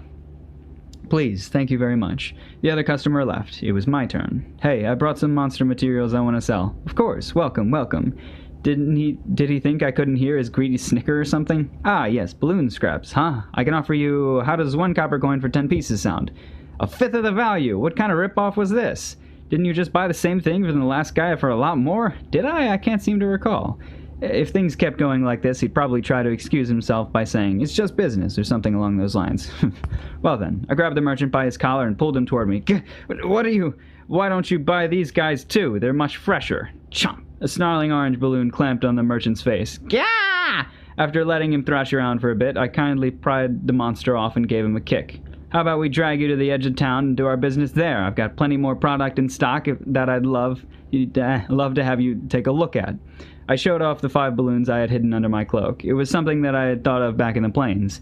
If it didn't hurt no matter how much they bit me, why not let them? Then I could tear them off and stick them on whomever I liked. It was rather brilliant, if I did say so myself, and great for negotiations. After all, since my attack score wasn't very high, it was impossible for me to threaten people directly. Nobody would take me seriously. This guy probably realized that as well, but even so, when I implemented my special tactic, I was able to make a future where he was devoured without a trace by balloons flash before his eyes. I'm not going to force you to hand over all your money or anything, but if you don't at least give me a market price, things could get messy. You can't do this! I wonder, what sort of end do you think is in store for a merchant knowing for ripping off adventurers? That's right, for a merchant like this one, reputation was everything. If he had tried to pull a stunt like this with any other adventurer, he would have gotten walloped for sure, and probably would have lost a customer to boot. Gah. Fury burned in his eyes, but finally he relented and slumped his shoulders. Understood. Now, if you agree to drop the lazy strong-arm tactics and become my loyal customer, I'd be willing to accept a little less than market price. To be perfectly frank, I'd really like to reject that offer and never see you again, but still, I suppose the goods you're selling didn't do anything wrong. In the end, the total sore loser merchant bought my balloon scraps for just under market price. Oh, and tell everybody you know about what happened here. I want every merchant in the city to know that messing with means turns into a balloon snack. Right, whatever you want, you son of a bitch. After pocketing my earnings for the day, I went straight to the weapon shop to pay back the shopkeeper for my clothes and cloak. Then got dinner Then got dinner at a cheap restaurant. However, for some reason, everything was completely devoid of flavor. I had thought it was a joke the first time it happened, but it seemed something really was wrong with my sense of taste. As for lodgings, I didn't have any money left, so I just slept in the plains. Since the balloons there couldn't hurt me, it wasn't a problem. Well, I did wake up buried under a pile of balloons the next morning, but it turned out that bursting them apart was actually a pretty relaxing way to start the day. Plus, more dead monsters meant more cash for me. Still, I needed a way to make some money that didn't involve desperately fighting for my life. First things first, I found something to sell besides the scraps from defeated balloons. Medicinal herbs growing in the plains. It was actually pretty easy, all told. I looked for a pharmacy wholesaler in town, memorized what their product looked like, and searched for similar-looking plants out in the wilderness. When I tried picking one, there was a response from my shield, and the herb that just harvested was suddenly sucked up. Leaf shield unlocked. Which reminded me, I hadn't checked the weapon book since I leveled up. I quickly pulled it up to confirm what I had. Small shield. Equip bonus, defense plus 3, mastered. Orange small shield, equip bonus, defense plus 2, unmastered. Yellow small shield, equip bonus, defense plus 2, unmastered. Leaf shield, equip bonus, gathering skill 1, unmastered. Right, time for the help screen again. Weapon transformation and mastery. Weapon transformation refers to your legendary weapon's ability to change form. To activate this transformation, simply hold your hand over it and think the name of the weapon you wish to use. Using weapons increases their mastery, and fully mastered weapons grant permanent bonuses. Equip bonus. Equip bonus refers to special abilities conferred by equipping different weapons. For example, when a weapon with the equip bonus Airstrike Bash is equipped, the skill Airstrike Bash can be used. Likewise, a weapon with the equip bonus plus 3 will have 3 points added onto its attack score. Basically, equipping different weapons let me use the different abilities, and by mastering weapons I could keep using those abilities even when I switched to something else. As for how mastering weapons actually worked, it was probably something along the lines of fight a lot of enemies with the same weapon equipment, right? Really, this world was seeming more and more gamish with every new development. Though I wasn't really excited for the prospect of more fighting, the Leaf Shield's equip bonus piqued my interest. Gathering skill 1, from the sound of it, it was a skill that would apply some sort of bonus when gathering herbs. Right now, I was completely broke. My very survival depended on being able to get the highest quality goods from the leaf amount of effort, least amount. So I switched to the Leaf Shield without even an ounce of hesitation. With a wind-like swooshing sound, the small shield in my arm transformed into a green shield made of vegetation. However, my defense didn't drop at all, probably because the small shield was already so weak to begin with. I decided to test it out by picking one of the herbs growing in front of me. Pluck! It came up easy, with a nice sound. As it did, I could almost swear it shimmered in a faint light. Gathering skill 1. Hello. Hello. I guess that's that word. Quality normal to good. An herb used in medicinal salves. I don't know what a salve is. A window popped up to report the change. Amazingly, it seemed the skill was even more useful than I had imagined. After that, I passed the day wandering around the plains gathering herbs and stuffing them into my bag like it was a job. I couldn't tell you if that was the reason for it, if it was something else, but I managed to master the Leaf Shield almost immediately. I took the opportunity to go ahead and master the other colors in the Small Shield series as well. With that done, I returned to my town to sell my wares. Oh, those are pretty good quality. Where did you get them? From the plains outside town. You couldn't tell? Were there really good of this quality out there? It's a little hard to believe. I chatted with the merchant as he completed the transaction. All in all, I ended up with 1 silver coin and 50 copper coins. A new income record. I decided to get dinner at the tavern with my newfound wealth. While I was eating, various people kept approaching me saying they wanted to become my ally, but not a single one looked even the least bit trustworthy. Ever since that day, nothing has had any taste. Each new bite I took made me painfully aware of the fact. Hey, Shield Hero, why don't you partner up with me? Somebody called out condescendingly. Honestly, I just wanted to ignore it, but I saw his eyes. He had the same eyes as that bitch. Something inside me snapped. Sure, why not? Shall we go over the terms? Okay. God damn it, I need to calm down. A guy like this, if I left now, he'd just follow me. First of all, wages will be completely piecework. Do you know what that means? Nope. I really wanted to punch his stupid face in.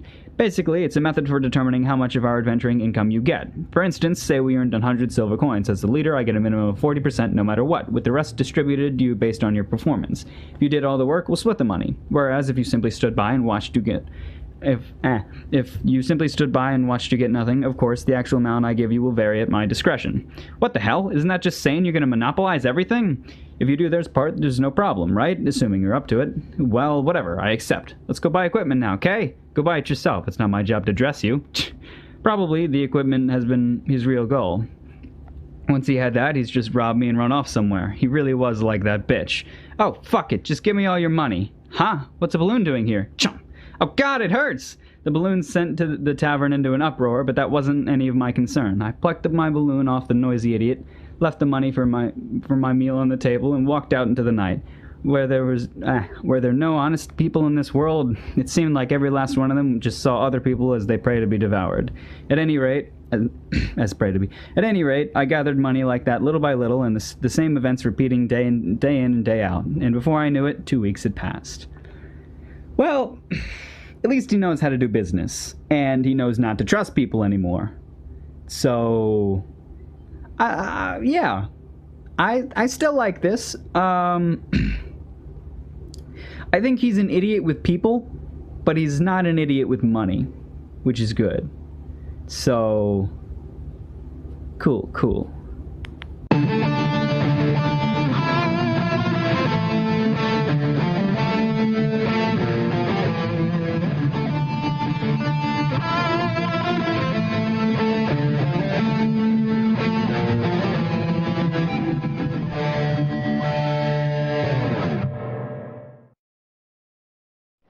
The Rising of the Shield Hero, Volume 1, Chapter 9, Something Called a Slave. 1, 2, 3... 2 weeks and only 40 silver coins. I gathered a bit more than when I had thrown at that bastard spear hero, it seems. This was all pointless. The places I could go with my attack power was extremely limited, but I did try going into the forest once since I wouldn't take any damage. Was that a red balloon? When I struck it with my bare hands, I received a shock similar to hitting a can. Even after 30 minutes of wailing on it, the monster wasn't getting any closer to dying. I had enough and left the forest. Basically, I couldn't fight any monsters beyond what was found in this grassland. By the way, after 2 weeks, I was now at level 4. Though I don't know how much of those other bastards' heroes have leveled, the red balloon was still relentlessly biting my arm, trying to sever it. Had it already been a week since I went into the forest? Maybe I should give it another shot. Bang! Nope. My attack power was still too low. Since I couldn't deal any damage, I couldn't defeat any monsters. And since I couldn't defeat anything, I received 0 experience points. How did he level? And with 0 experience points, I couldn't raise my attack power. What a detestable loop. And how did he level, though? Well, he defeats the yellow ones, so he can't receive any experience from the red one, whatever. From the tavern, I was walking through a back alley which led into the meadows. However, today was a tad different compared to all the other days up until now. Looks like you're facing quite a predicament. Question mark? A strange man wearing a tailcoat and a hat, which looks to be made of silk, stopped me. This eccentric gentleman was wearing, how should I say this, a pair of super obese sunglasses. He really is a weird guy. He left the impression that deviated away from the medieval theme. It's best to simply ignore him. I don't have enough manpower. Bullseye, a direct hit right into my weak spot. I can't defeat any monsters. He was the type to continue making unwanted conversations. If that's the case, then I have something just for you, kind sir. And here's where you're gonna advertise some companionship service to me, right? I don't have the time or luxury to babysit some loser who's only after my money. Companion? No, I'm not providing such an inconvenient substitute. Huh? Then what are you providing? The man swiftly came closer and asked, Are you interested? Don't get too close to me. It's disgusting. I like the look in your eyes. Good, I'll tell you. The weird gentleman teasingly shouted while waving his cane. A slave, of course. A slave? Yes, a slave. Slavery is a system where certain people are forced into labor and treated as a tradable property. Slaves can be held against their will, deprived of their basic freedoms such as leaving, demanding compensation, and refusing to work. This was written on Wikipedia page, I think.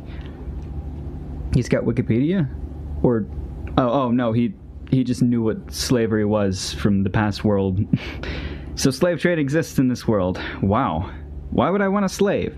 In order to have a person who's both competent and loyal.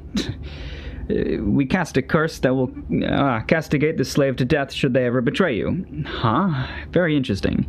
Die for disobedience. Someone who wouldn't foolishly think about taking advantage of me was exactly what I needed. I had low attack power, so I wanted party members, but they were all disloyal moneymongers. Therefore, I couldn't afford to keep them around, but slaves will never betray you, because betrayal means death. What's your reply? Let's have a look. Smirking, the slave trader led the way. We walked through the back alleys for a while. Seems this nation has its own state of corruption. Ducking into a dark, hidden side street, we came across what looked like a circus tent. Right this way, Sir Hero. I'm coming. The slave trader walked creepily. How should I describe his steps? They were too big to be called hops, at least. Then, as expected, the slave trader led me inside. Now, I'm going to say this just in case, but if you're thinking of conning me, that must be the so-called balloon release, which has made you infamous around town, planning to escape amidst the chaos, are you? Huh? They're calling it by such a nickname now? Well, it was a convenient way to punish idiots, so its fame was only understandable. There was a customer who wanted to enslave a hero, so I intend to approach Sir Hero with the open possibility, but I've changed my mind. Oh yes. You have the qualities of a fine customer, both good and bad. What do you mean? Who knows? What do you think? I don't get this slave trader. What does he expect from me? Ka-chang! The heavy gate opened from the inside the circus tent. Huh? The interior was dimly lit with a faintly necrotic odor hanging in the air. Does that mean dead? I think it means deadish. Because of the strong, beastly smell, I could easily tell from the environment wasn't clean. Easily tell that the environment... Within the numerous cages, humanoid shadows wriggled and squirmed. Now, this one here is my recommendation. I approached closer to the cage and checked what was inside. It's not human. Inside the cage partially resembled a human with fur, fangs, and claws. This is a beast man. It's classified as humanoid, more or less. A beast man. A species which shows up fairly often in fantasies, mostly as enemy monsters, though. I'm a summoned hero, so I'm not well informed regarding this world. Tell me more. Like those bastard heroes, I'm completely clueless when it came to this parallel world. Unlike, actually, because they all kind of knew about it. Whatever. But without a doubt, I notice people with dogs or cat ears in town, and I do get a phantasmic feel when I look at them, since they are rare. The Melramark Kingdom has a human superiority custom which makes it a difficult place for demi-humans and beastmen to reside in. Huh. When I certainly do see those species around, they're only venturing merchants or vagabond adventurers. In other words, they're segregated from society and can't hold a proper job. So, what are demi-humans and beastmen anyway? Demi-humans closely resemble humans, that they have defining non-human traits and features. Beastmen are even less humanoid than demi-humans. Oh yes. I see. So, but they belong in the same category? Correct. And since those demi-humans are thought to be closely related to monsters, they have trouble living in this nation. Therefore, they are often treated as slaves. Every world has its own darkness, and in a place which is fully aware of the non-human sentiment, there's no creature more convenient to use than them. And you can punish a slave. A slave trader snapped his fingers, a magic circle appeared on his arm, or a small circle implanted in the werewolf's chest started to grow. The werewolf held its chest and twisted in pain. When the slave trader snapped his fingers again, the magic circle disappeared. With one simple action, as you can see. A very convenient spell. I whispered, looking at the werewolf who fell on its back. Can I use it too? Certainly. You can change the trigger command, so it doesn't need to be with a snap of your fingers.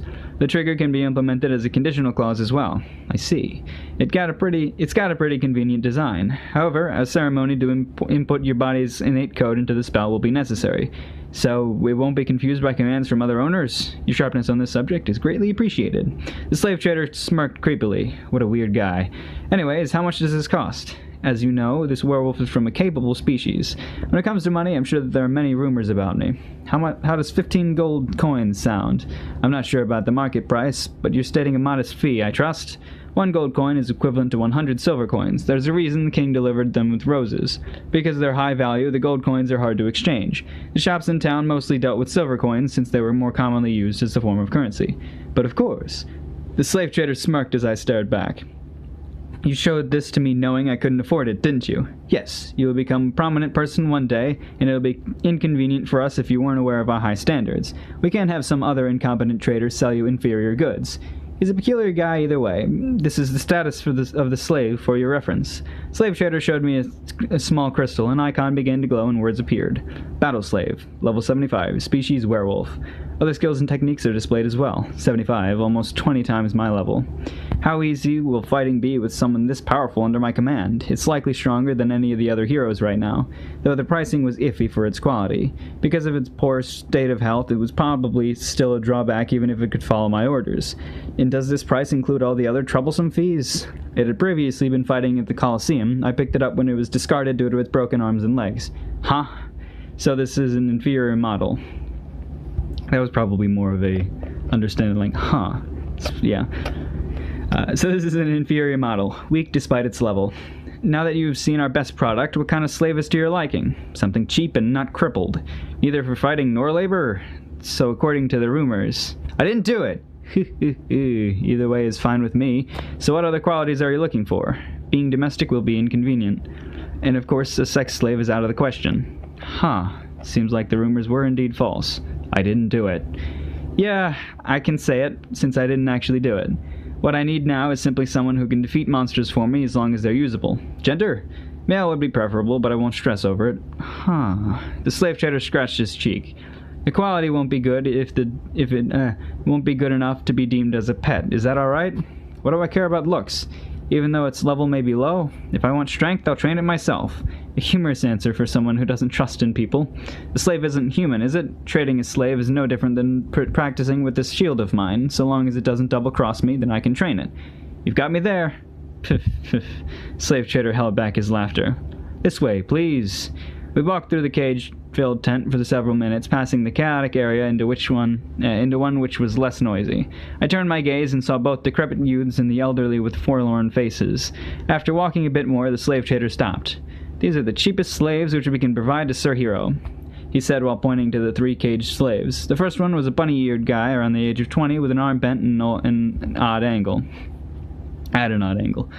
The second was a bony girl around the age of 10 with circular dog-like ears and strangely fat tail, shuddering and coughing in fear. The third was a blind lizard man. He radiated a strangely evil aura, however he looked much too human to be a lizard man. From the left we have a rabbit species with genetic disease, a raccoon species afflicted with panic and ailment, and a beastman lizard man. So the third is a beastman. All of them seem problematic. Only these fulfill your request conditions.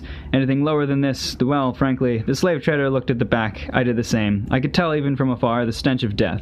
That highly concentrated smell similar to a funeral. Something in there. The necrotic odor was coming from there too. I didn't want to look. It would be mentally scarring.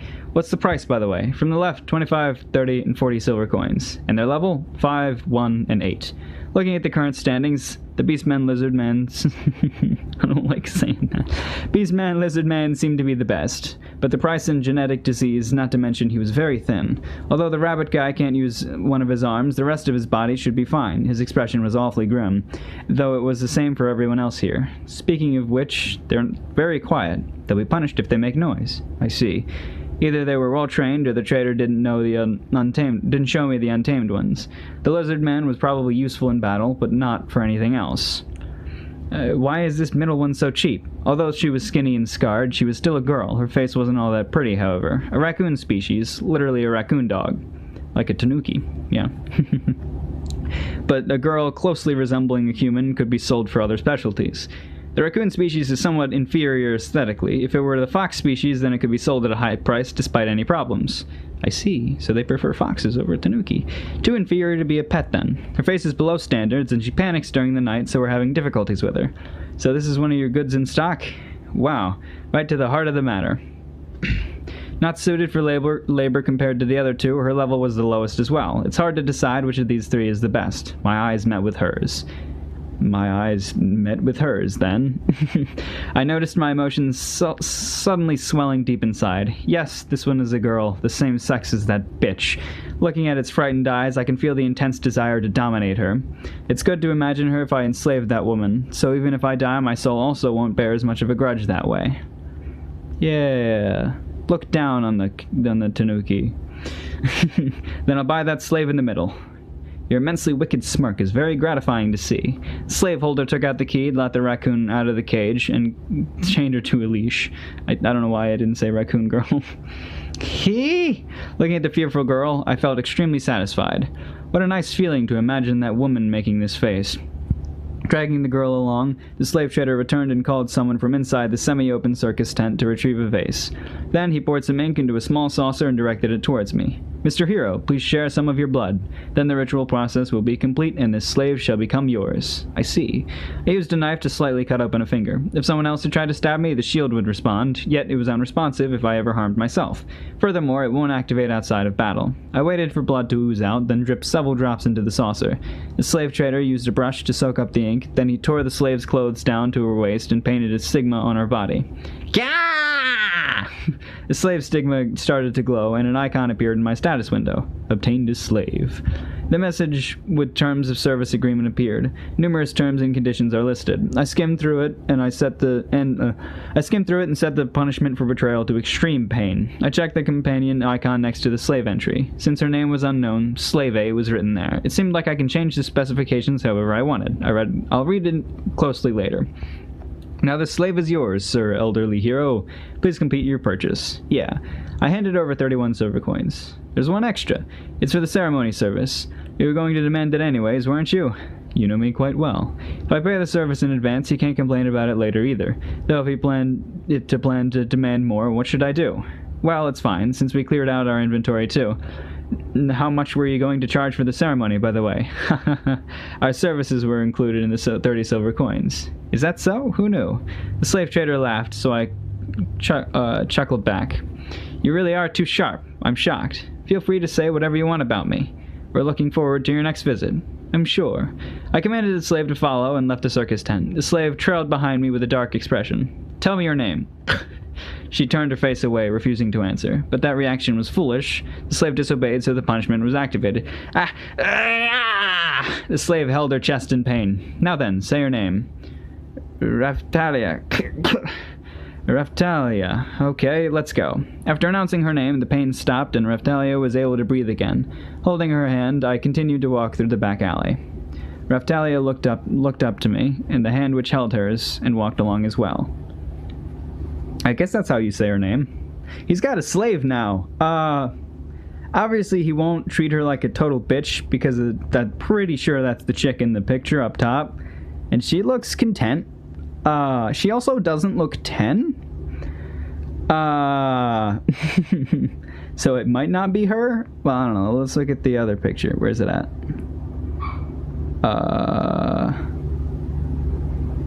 Yeah, I guess, I don't know, whatever.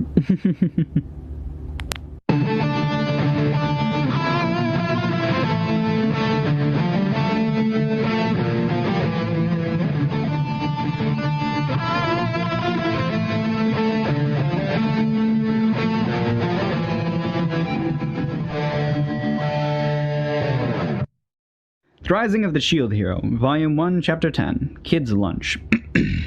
You. Oyaji was complete... That's more of a you. I think it's disappointed, because whatever. Oyaji was completely dumbstruck when I brought Raftalia along with me... I'll get used to that name eventually. Along with me to the weapon shop.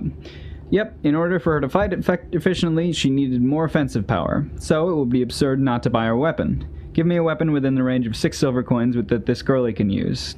The weapon shop's Oyaji let out a deep sigh. Is this country really that corrupted, or did you become completely rotten to the bone?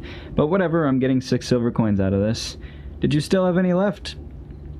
Things like ordinary clothing or a cape? It's fine, I'll add those in as a freebie. Oyaji muttered with a detested tone while bringing out several knives. These fall under the 6 silver coins and below category. From left to right, we have knives made from copper, bronze, and iron. They all have the same attack range, but with different prices. I made Raftalia hold each of the knives a few times before choosing the one she was most comfortable with. This one's good.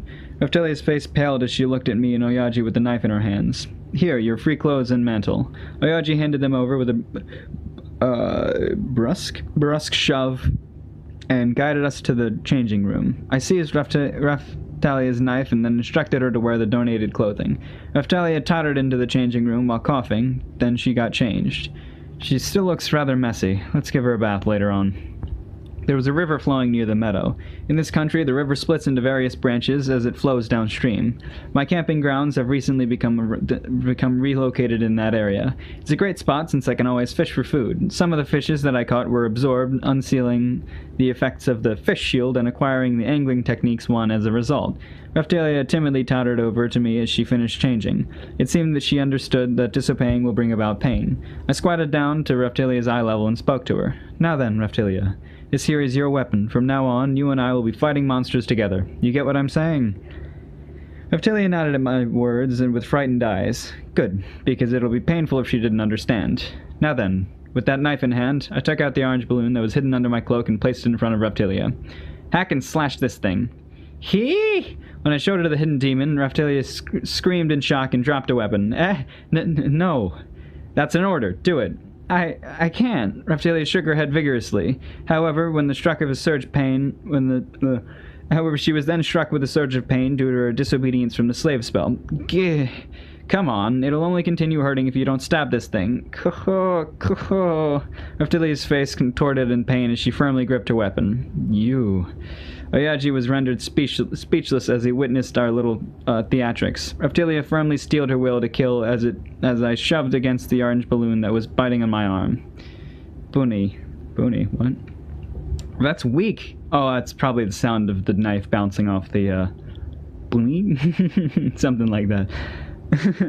That's weak. Put in some more effort. Startled, Raftalia recoiled back for a moment. Then immediately using the momentum, she once again charged at the balloon with great force. Pop!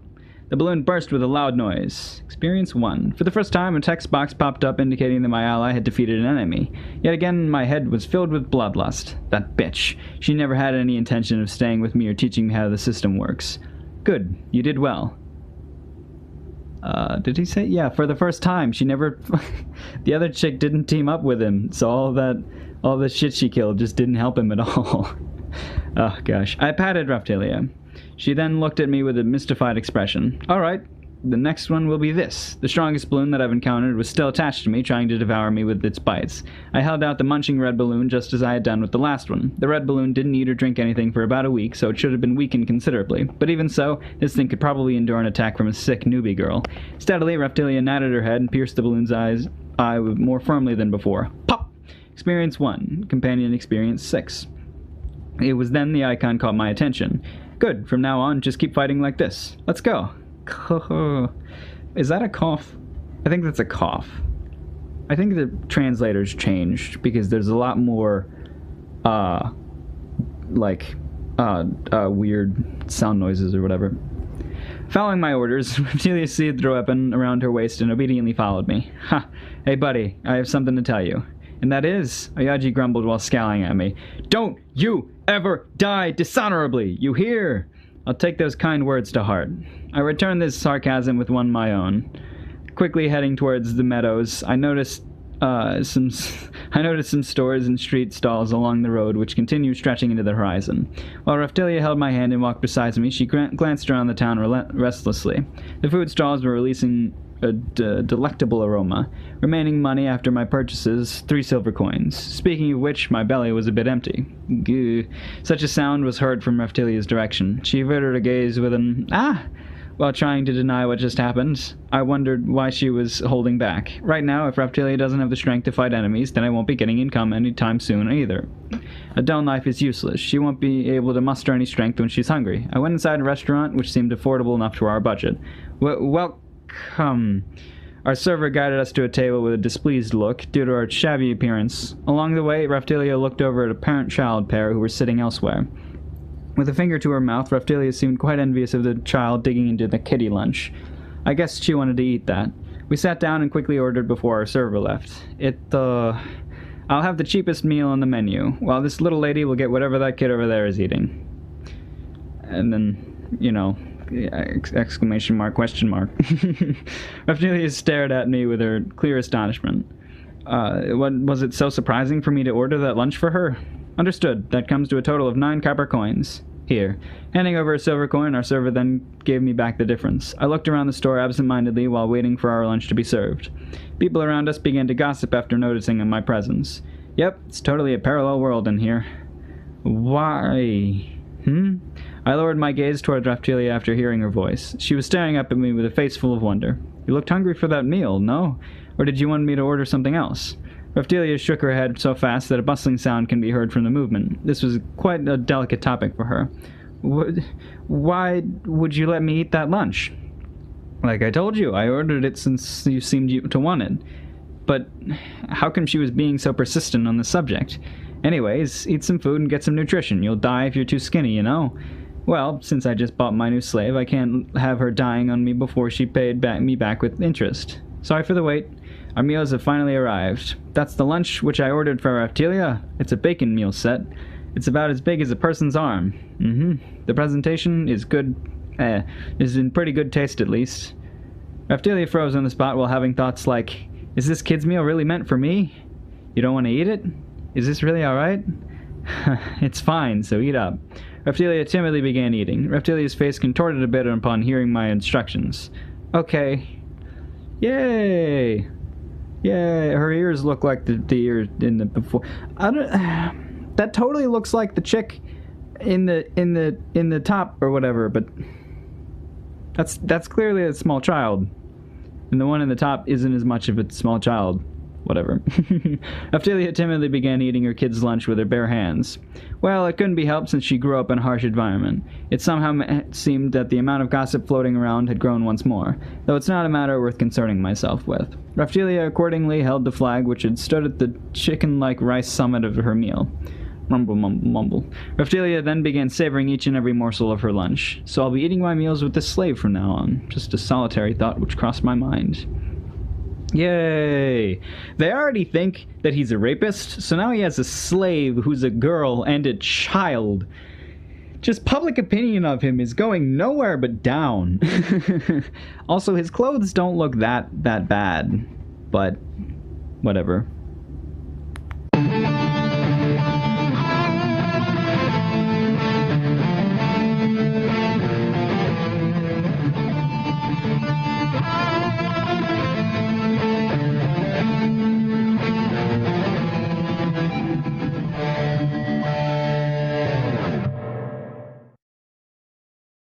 The Rising of the Shield Hero, Volume 1, Chapter 11. Accomplishments of a Slave.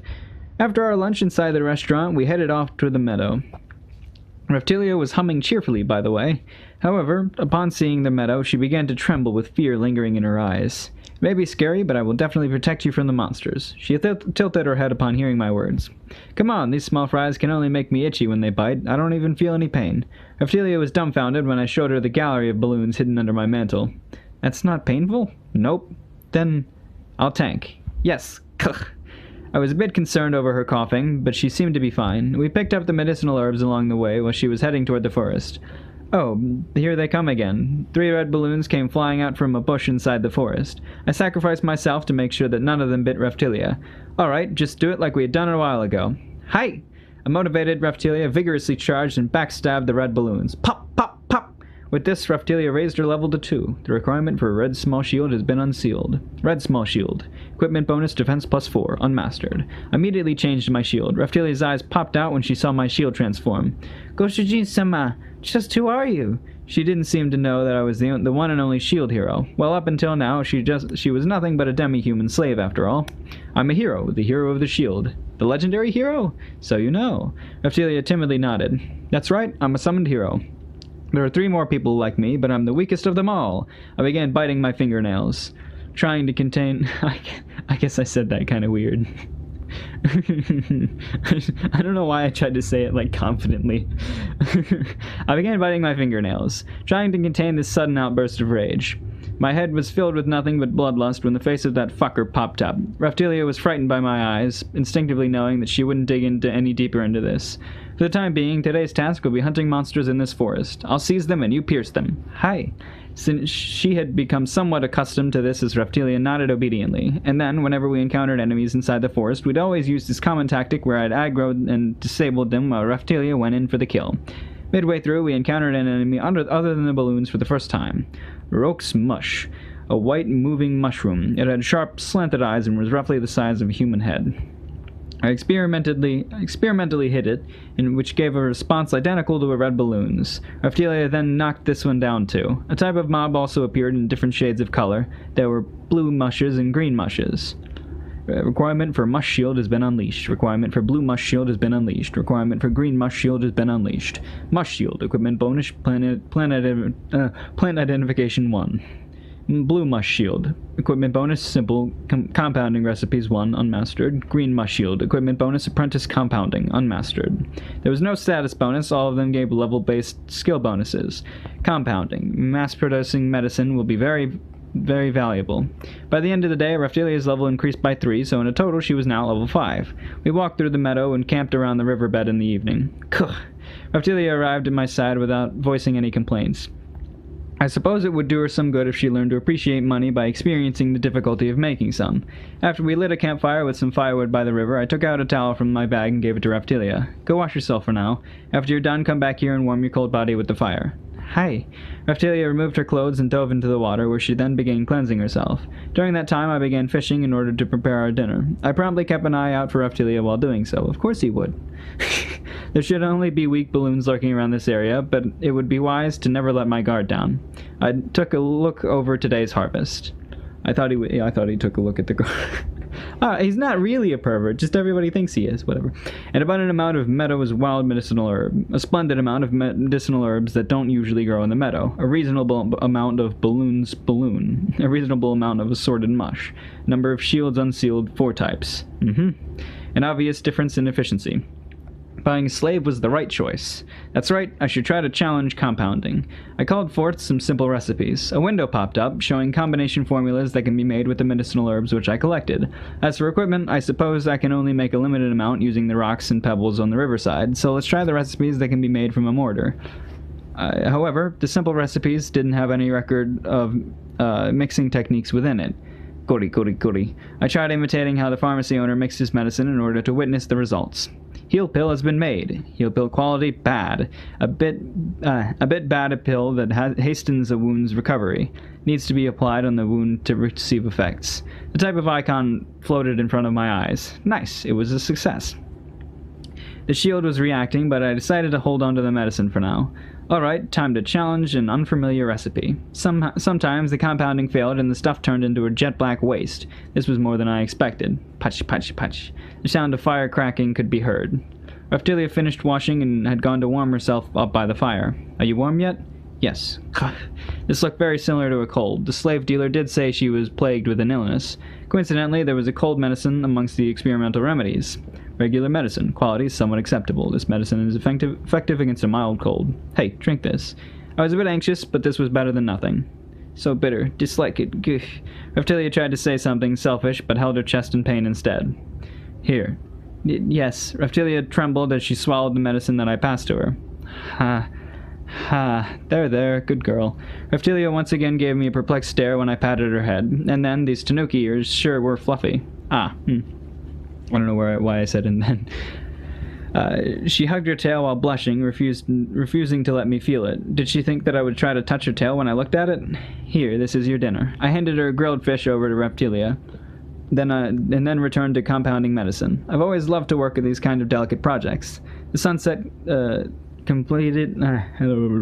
Sunset completely, yet I kept on compounding. The sun set. It's not one word. The sun set completely, yet I kept on compounding, using the campfire for light. This was fun in a lot of ways.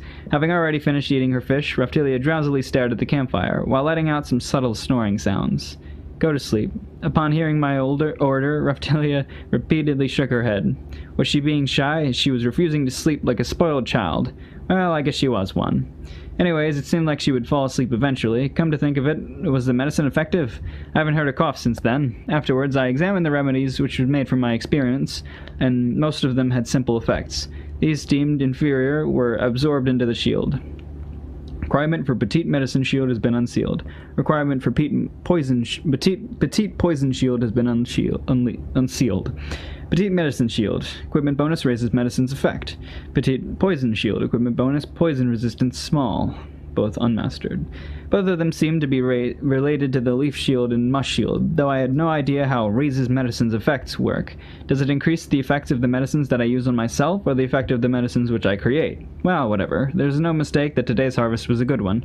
No, help me. Raphtilia let out a strange voice. The sleeping Raphtilia seemed to be having a nightmare.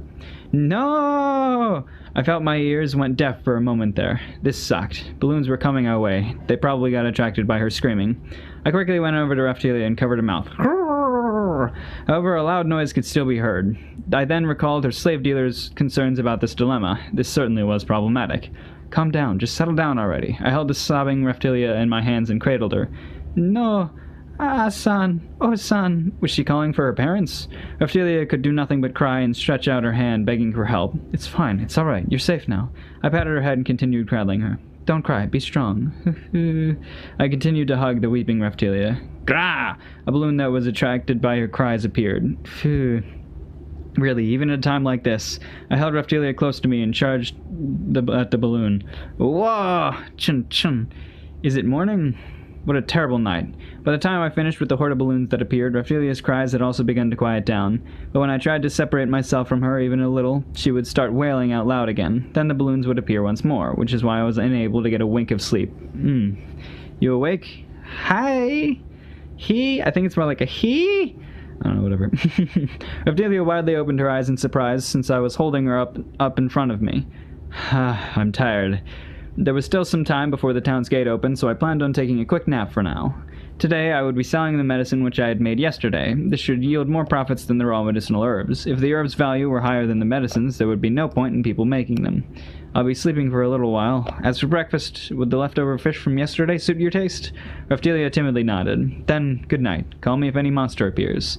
It was painful just to keep my eyes open, so I quickly invited into a slumber full of dreams.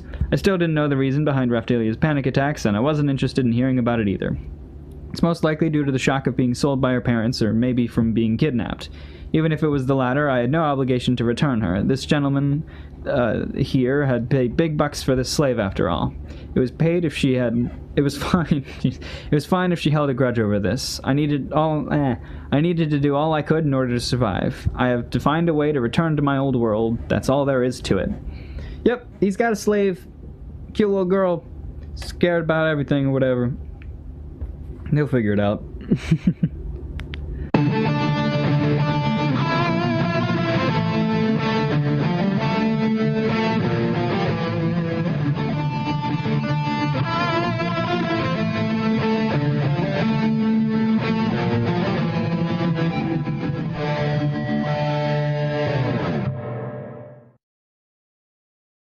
Rising of the Shield Hero, Volume 1, Chapter 12. What's yours is mine.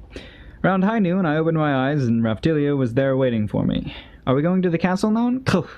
Ah ha ha. She's coughing once again. I silently handed her the regular medicine, and Raphtalia took it while frowning. After that, it was time to drop by the pharmacy to do some business. The quality of these isn't bad. Yusha-sama, are you familiar with pharmacology? I guess. Since I was no longer a stranger to the store, I was able to catch glimpses on some of the medicine's production. No, it was my first time making some yesterday. Compared to selling raw medicinal herbs, which one is more profitable?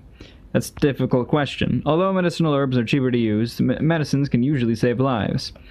Although the pharmacist frowned when he saw Raphtalia, I knew from observation that he didn't use cheap lies and was speaking honestly.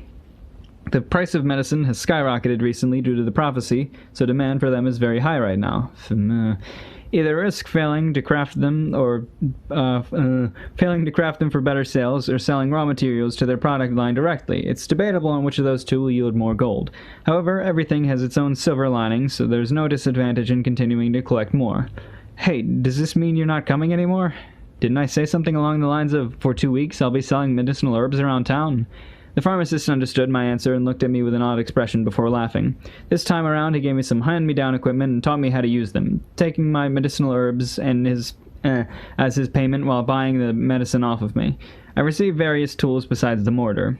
Laboratory equipment like measuring device, flask, and distiller. They should last me for quite a while before I have to get some new ones.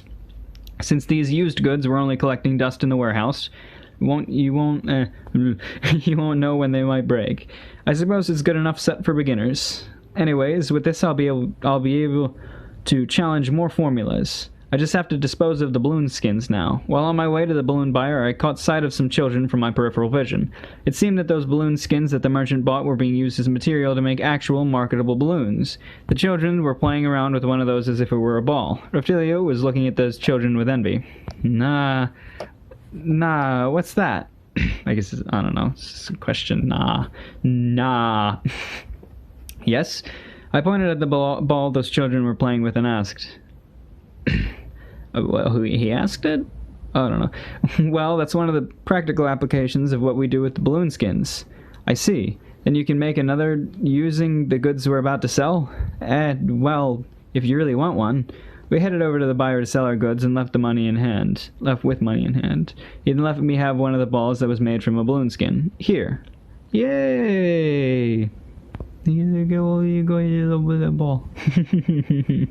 She's pretty cute, I guess. I threw the ball and Raphtalia caught it. With wide eyes, Raphtalia alternated between the ball and my face several times. What? You don't want it? Mm-hmm. Raphtalia laughed merrily. Or whatever. Because he said you don't want it, she kind of, if he said don't you want it, that would have worked a lot better. Raphtalia laughed merrily, waving her head around. She laughed for the first time. Once we're done with today's work, you can go play around with it. Yay! She was somehow very energetic. This is good progress, because an energetic Raphtalia would be more beneficial for me. After that, we returned to the forest, exterminating monsters and collecting herbs just like yesterday. We were able to go in deeper thanks to my enhanced defense. Apparently, there is a village if we can continue to advance into the forest. However, I refused to follow that bitch's advice. It was profitable, and we discovered various things. It was likely due to the fact that we were approaching the foot of the mountain range. Oh, we found a new enemy. An egg-like creature. This thing looked like it belonged to a branch of the balloon family. We're fighting this monster for the first time. I'll be going in first. Once I give you the signal, rush in for the kill. That's a good answer. I charged at the monster. It also noticed me and bared its fangs my way. Gah! It really did no damage. There wasn't any pain, or so much as an itch. Rafaria's blade... Wasn't there a T in that before? Maybe it was Ari's Rafaria. Rafaria's blade flew through the air and easily impaled it. Ta-ha! We cleared monsters more vigorously compared to yesterday. An Eggy, another one of the earlier enemies, followed by a parn sound. Eggy crumbled into pieces with egg yolks splattering everywhere when it died. Bleh, this is nasty. Couldn't the shield be sold? Shell? Can't sell the shield. Couldn't the shell be sold? This was such a waste. It smells rotten, so I guess it's inedible. I absorbed the shell's pieces into the shield. Since she got used to it, Raphtalia? What the fuck was it before? Hold on a second. Rafaria. Fucking hell. Now I don't remember where we were. Raftalia was able to pierce the eggy in an experienced manner. Requirement for egg shield has been unsealed. Egg shield. Equipment bonus culinary 1. Unmastered. Another level of based skill bonuses. Does he keep the bonuses when he equips it? Or does he keep the skill? I don't know. Probably not. This time was cooking, huh? We continued hunting the different color variations of this monster. I guess it wouldn't matter because he would just switch his shield whenever he's doing anything specific. Alright, requirement for blue eggy shield has been unsealed. Requirement for sky egg shield has been unsealed. Blue egg shield. Equipment bonus judgment 1. Unmastered. Sky egg shield. Equipment bonus beginner cooking recipes. Unmastered. Weird. It had only been skill bonuses lately. Does it depend on which type of enemy we defeat? Oh well, in the meantime, I'll just utilize my herb collecting skills more. The day seemed a bit longer while up in the mountain. Still, I was a bit concerned over Raftalia's equipment. Here are today's results. Me, level 8, Raftalia, level 7. Damn, she almost caught up to me already. This was undoubtedly due to Raftalia dealing the finishing blows. Gah, my stomach's empty. Raftalia made a troubled expression as she said this to me. I guess you're right. Let's head back for our meal. We ended our exploration and headed back to town. After returning, I sold the eggy shells that looked unusable for compounding. We made 9 silver today, including what we sold this morning. It was doubtful that we could make much from these shells. However, they were bought from me for an unexpectedly high price. The medicine and herbs also fetched a good price, making me reconsider what we should eat today. Well, considering that Raftalia had been drooling over the food stalls for a while now, I had no intention of pampering her, but she should be rewarded for her good work, so why not? Let's drop by, just for today. Eh? Is it okay? You wanted to eat here, right? Raftalia nodded fiercely at my question. She had become quite honest. Kuh. She's coughing once again. I silently handed her a regular medicine, then I ordered what looked like hardened mashed potatoes on a skewer from one of the stalls. Here, you worked hard today. After swallowing the medicine, Raftalia happily accepted the skewer I held out and stuffed her face with it. Thank you. No prob. I'm glad that she became so energetic. I looked around for a cheap inn while eating and walking. Do you want to stay here tonight? Raftalia crying all night long was troublesome enough already. Please at least spare me the fights with the balloons. We went into the inn. Upon entering, the innkeeper blatantly scowled. However, he instantly switched on his business smile. There's a chance my companion here will be crying at night. Is that all right? I dangled the balloon concealed under my cloak threateningly in front of the other party as I asked. That's a bit... I can count on you, right? We'll be keeping the noise at a reasonable level. Yes. Ever since coming into this world, I had learned that blackmailing was an important part of business. This whole damn country had made me into a target of ridicule. The damn king couldn't even fully comprehend how much damage his actions caused me. No, even if he did, he would probably say something like, "It can't be helped." Seriously, all these parallel world elitists. I paid the fee and then unloaded our luggage inside the room we entered. Raftalia's eyes sparkled while looking at the ball. Come back before nightfall. Also, stay as close to the inn as possible. Yay! Good grief, she really... I don't know why I said... Good grief, she really did act like a child her age. Demi-humans seemed to be the object of contempt, but there shouldn't be any problems if she was seen and treated like an adventurer. Looking out of the window, I saw Raftalia playing with her ball. I then did research on more methods of compounding. Approximately 20 minutes had passed since then. Then I heard a loud, childish scream. Why is a demi-human playing in our turf? What was that? I peered out the window. No matter how I look at it, all I saw was some shitty bullies pointing at Raftalia and harassing her. Good grief. No matter where you go, there will always be those types of kids lurking around the place. This brat, you have a nice toy, so hand it over. That's... Raftalia seemed to be aware of the demi-human's low standing in society, so the reaction wasn't strange to her either. I went out of the room and headed downstairs. I told you to hand it over. No. Those fucking punks were intending to use violence as they encircled the frail and defiant Raftalia. Hold it right there, you little shits. What do you want, old geezer? Old geezer, he says. Whatever, I'm only 20 this year, and I don't care about this world's standards for age. I don't even care if I'm an old geezer to them. What reason do you have for demanding other people's belongings? That isn't your ball, is it? It's mine. I'm lending it to this girl. If you stole it from her, then it means you stole it from me. What are you saying, damn geezer? Seems they couldn't even understand that much with all the blood rushing into their brains. Even if he was a kid, I never intended to forgive him. Those that steal from people deserve to be punished. I see. Then I shall give you an even bigger ball. Noticing my demeanor, Reptilia squeezed out her voice, telling the startled children, "Run away!" However, the eyes of those little shits underestimated me. I silently snickered deep down while I took out the balloon that was biting my arm. Gaboo! My ass! The balloon immediately paid the brat a visit with the bite on his ass. So kids, that one was a real ball. You guys want some too? Ash!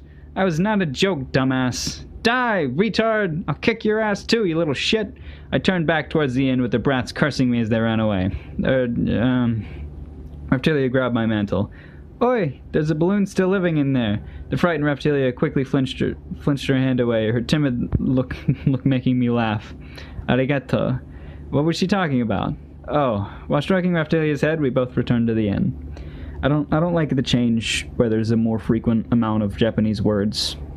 Actually, it's still well translated. It's just kind of annoying. Like if you don't understand the words already, then I mean it's only the really common ones, but that just completely isolates an entire group of people that aren't Japanese. Whatever.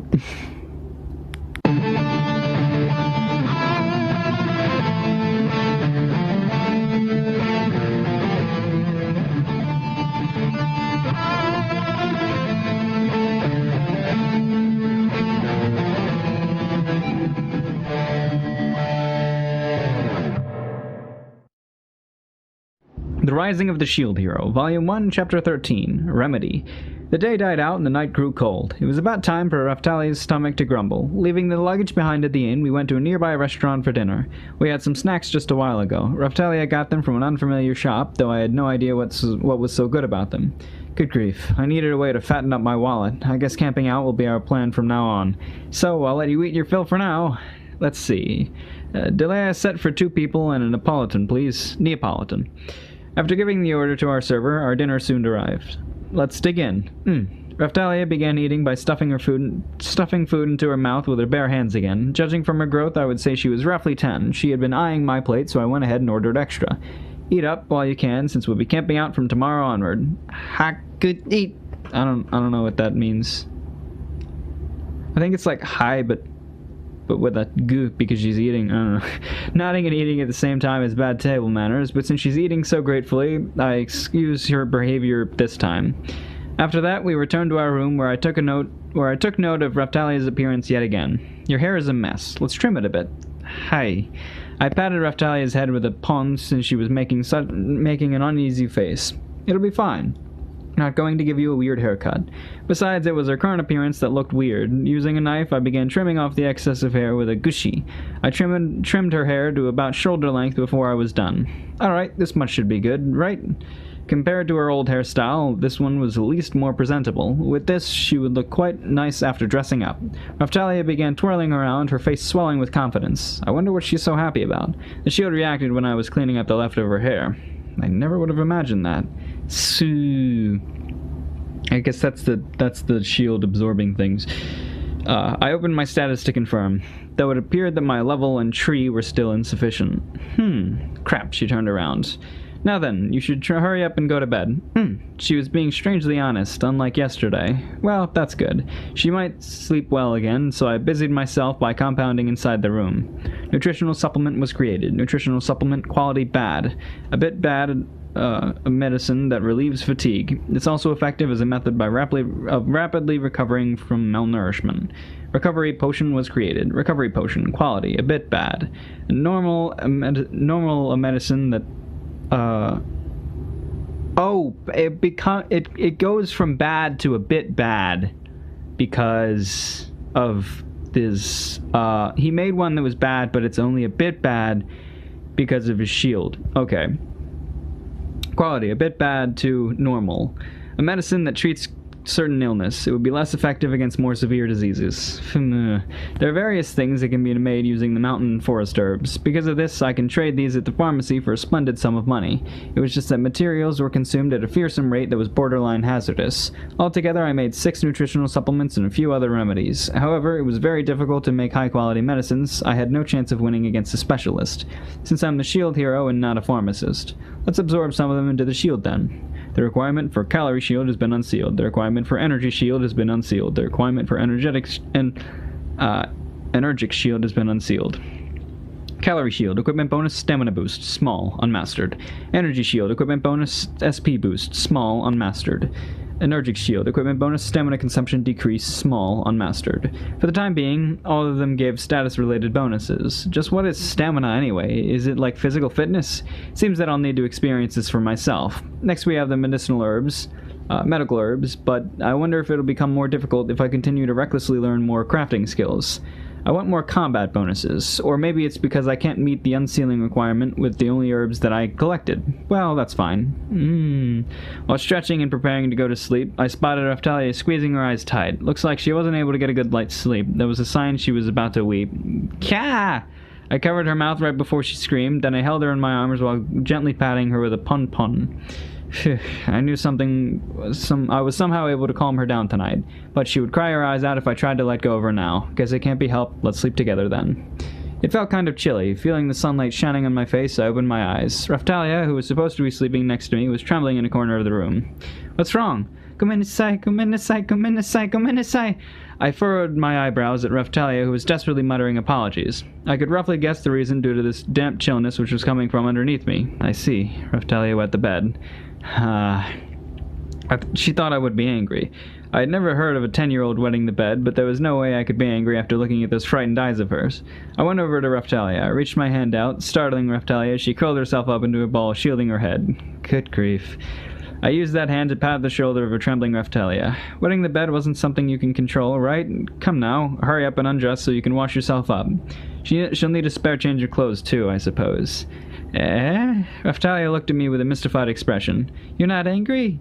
How could I lash out at someone who's been regretting their actions? You reflected on what you did, so I'm not angry. The sheet was stained. I wonder how much I'll have to pay the innkeeper.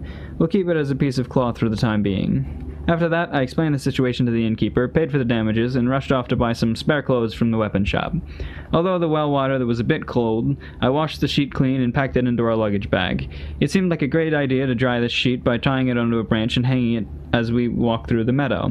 Now then, it's getting a bit irritating to walk with Raftalia, who continues apologizing. I told you not to worry about it. She really was an obedient child. However, it would also be troublesome for me if she had no motivation. Gah. Raftalia's stomach grumbled again. Oh, and her face was flushed with shame. I guess it's about time for breakfast. Raftalia walked beside me while holding onto the hem of my shirt. Alright then, you'll need to take this medicine as punishment. I handed a recovery potion over to Raftalia. It seems like a persistent illness, one which required a regular intake of medicine, so this is exactly what she needs.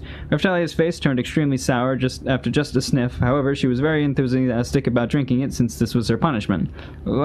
So bitter. Just bear with it.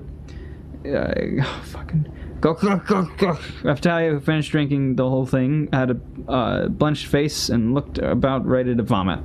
By the way, that compounded medicine seemed to fetch a good price, but since the quality was poor, the intensive taste was even worse. Yay! Whatever. This cute little girl or something. I don't know. She's kind of cute. She's interesting as a character. It's weird. She's still kind of a slave. And it's still weird that, you know, the cover has her as a fucking not a child. I'm very curious as to how that's gonna happen, but you know, just keep reading, I guess.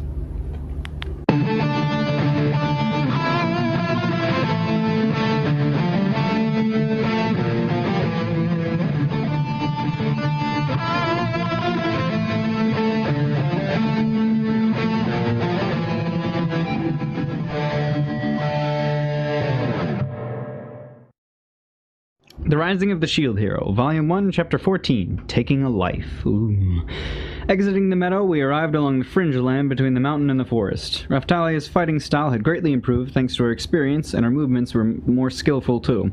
Our herb collecting was going well. Monsters steadily kept on coming and provided us with EXP, while our luggage was being overstuffed with all the item drops. But then it happened. Before, we had only fought fable-like monsters, but now we had finally encountered our first animal class creature.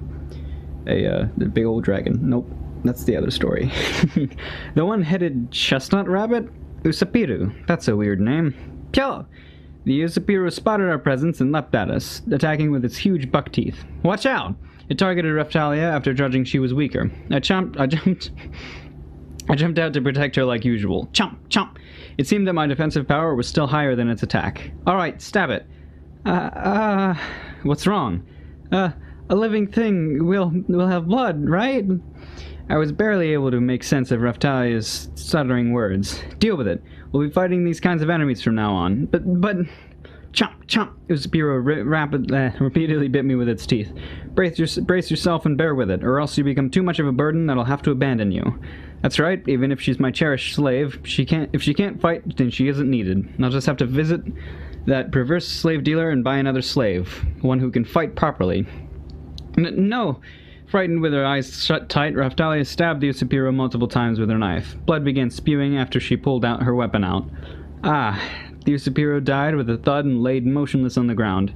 Raphtalia stared at her own knife while trembling, the scene thoroughly burnt into her eyes. Her complexion pale, she looked as if she wanted to escape from all this. However, we mustn't feel any remorse, because we'll be fighting monsters like this again and again for hundreds, even thousands of times.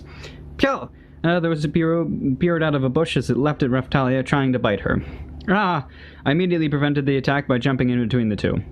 Chomp! Sorry, to be honest, I had to push you, because I can't do anything but protect others, so I have no choice but to leave you with all the dirty work. The Usapiro was chewing on my arm while I told it to Raphtalia. There's no other alternative but for me to grow stronger. For that purpose, I need your help. If I don't, there won't be a future for me. The time limit is fast approaching, and the waves of disaster will soon appear. I had no confidence in my survival with how things stood now. But within 1 week, a world-ruining wave will appear. Because of that, I want to become stronger, even if it's only a little bit. Raphtalia was trembling if she listened to me. Are you fighting against that disaster? I was told this was my role, so I'm not doing it because I want to. Guess we're similar in that regard. I was forced to defend against the wave. There's no sense of obligation or duty in it for me. So, please try to understand that I don't want us to go our separate ways. Having to raise another slave will definitely be a waste, and sending her back into that cage won't make me feel any good about myself either. But unfortunately, I have no money. If I want to buy a new slave, then I'll have to sell her. Understood, Goshijin-sama. I will fight. Color gradually returned to her pale face. She slowly nodded her head and thrust her blood-stained knife at the Usapiro's vital point. For some reason, her demeanor was the polar opposite of what she was like before. Her eyes now shined with determination. At the sight of the Usapiro squirming and convulsing, Raphtalia silently closed her eyes. Then a moment later, she changed her grip on the knife and began skinning the rabbit. Let me do that. I don't want you handling all the grunt work. Hi. I took out a knife used for dismantling, and with the body of the Usapiros was soon dismembered. This is reality, not a game. It was understandable for someone to want to look away, but after killing a living creature for the first time, I truly understood what it means to be alive in this world. With the Usapiro's blood staining my hand, I was able to understand what Raphtalia had just gone through. I dismantled both rabbits and absorbed the pieces into the shield. The requirement for Usa leather shield has been unsealed. The requirement for Usa meat shield has been unsealed. Usa leather shield, equipment bonus, agility +3, unmastered. Usa meat shield, equipment bonus, dismantling techniques 1, unmastered. I equipped the latter shield, then stood up. Goshijin-sama, please don't abandon me. Raphtalia begged me while raising her face. She probably hated the mere thought of going back to that place, where she cried at night and was sick and famished. Without proper care, she'd probably die in there. So I really hope you can't hear those dogs. That would certainly leave a bad aftertaste in my mouth. Although I'd love to imagine ridiculing that bitch until the climax of her death, it would be impractical for it to actually happen. You probably fulfilled your role, so I won't abandon you. Besides, I would be troubled if Raphtalia were to die. But then again, that's right. She's a creature of the similar gender just like that bitch. The exact same as that bitch! I shook my head repeatedly. I needed to stop thinking like this. It's bad for my heart. Right now, I have to find a way to grow stronger with this slave of mine, even if it's just a little. XP 7 times 2. I want to lend my strength to Goshijin-sama. From then on, Raphtalia was unbelievably enthusiastic about charging in and skewering the monsters which appeared. Someone who I always needed to keep safe was now being so aggressive without any inhibitions. This was some good development, but it seemed like she was motivated for the wrong reasons. The way I handled matters could never be praised. It was entirely for self-interest, but still, these sort of things needed to be done no matter what. When evening came, we decided to rest within the forest. For that purpose, we found a spacious area, lit some firewood, and began setting up camp. We made a stew out of the Usapiru's meat and edible herbs which we collected. The remaining meat was grilled over the campfire. Although our plan was to return back to town by tomorrow evening, we have no concrete proof that the monster's meat will even sell. Since I was a bit skeptical, I used the judgment skill to identify the food and to see if it was safe to eat. I cut a piece of the cooked meat to confirm that there was nothing wrong with it, but I still have no idea what it tasted like. They were just grilled and boiled, so it couldn't be considered a proper cuisine. I also activated my cooking skill, and the quality turned from normal to a tad good, so they shouldn't taste terrible either. Here, eat up.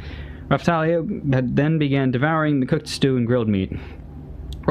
Oishi! Her stomach grumbling in anticipation a little while ago, Raftalia heartily ate with her shining eyes. After today's fight, I became a level 10, and Raftalia also became a level 10. She finally caught up with me. Oh well, it couldn't be helped.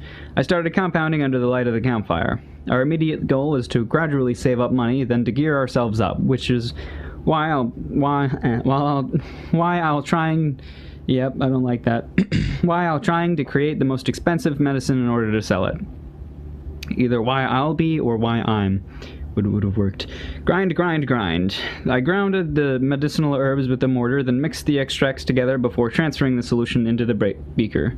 Recovery potion was made. Nutritional supplement was made.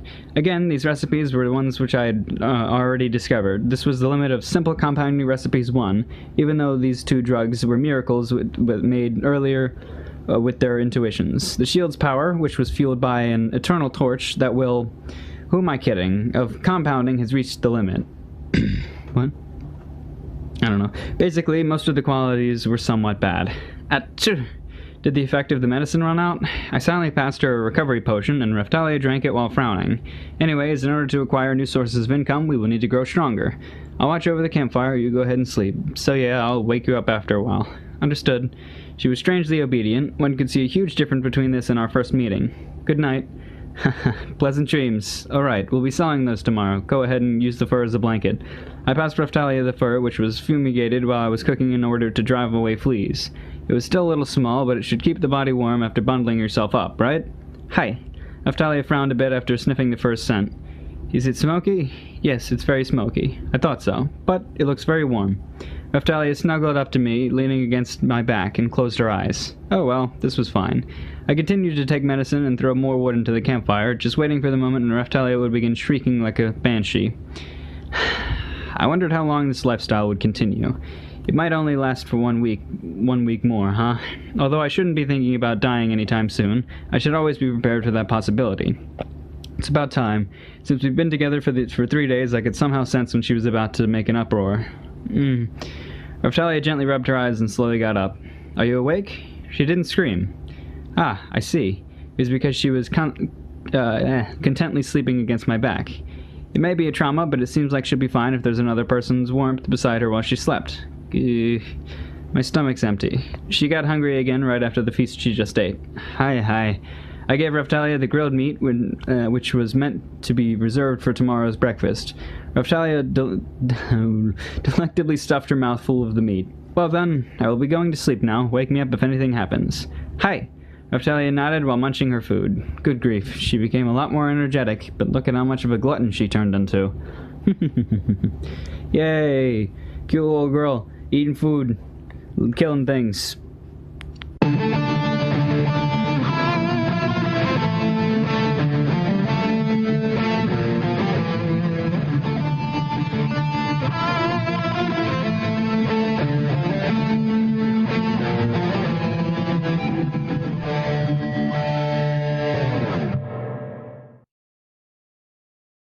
The Rising of the Shield Hero, Volume 1, Chapter 15, Traits of a Demi-Human.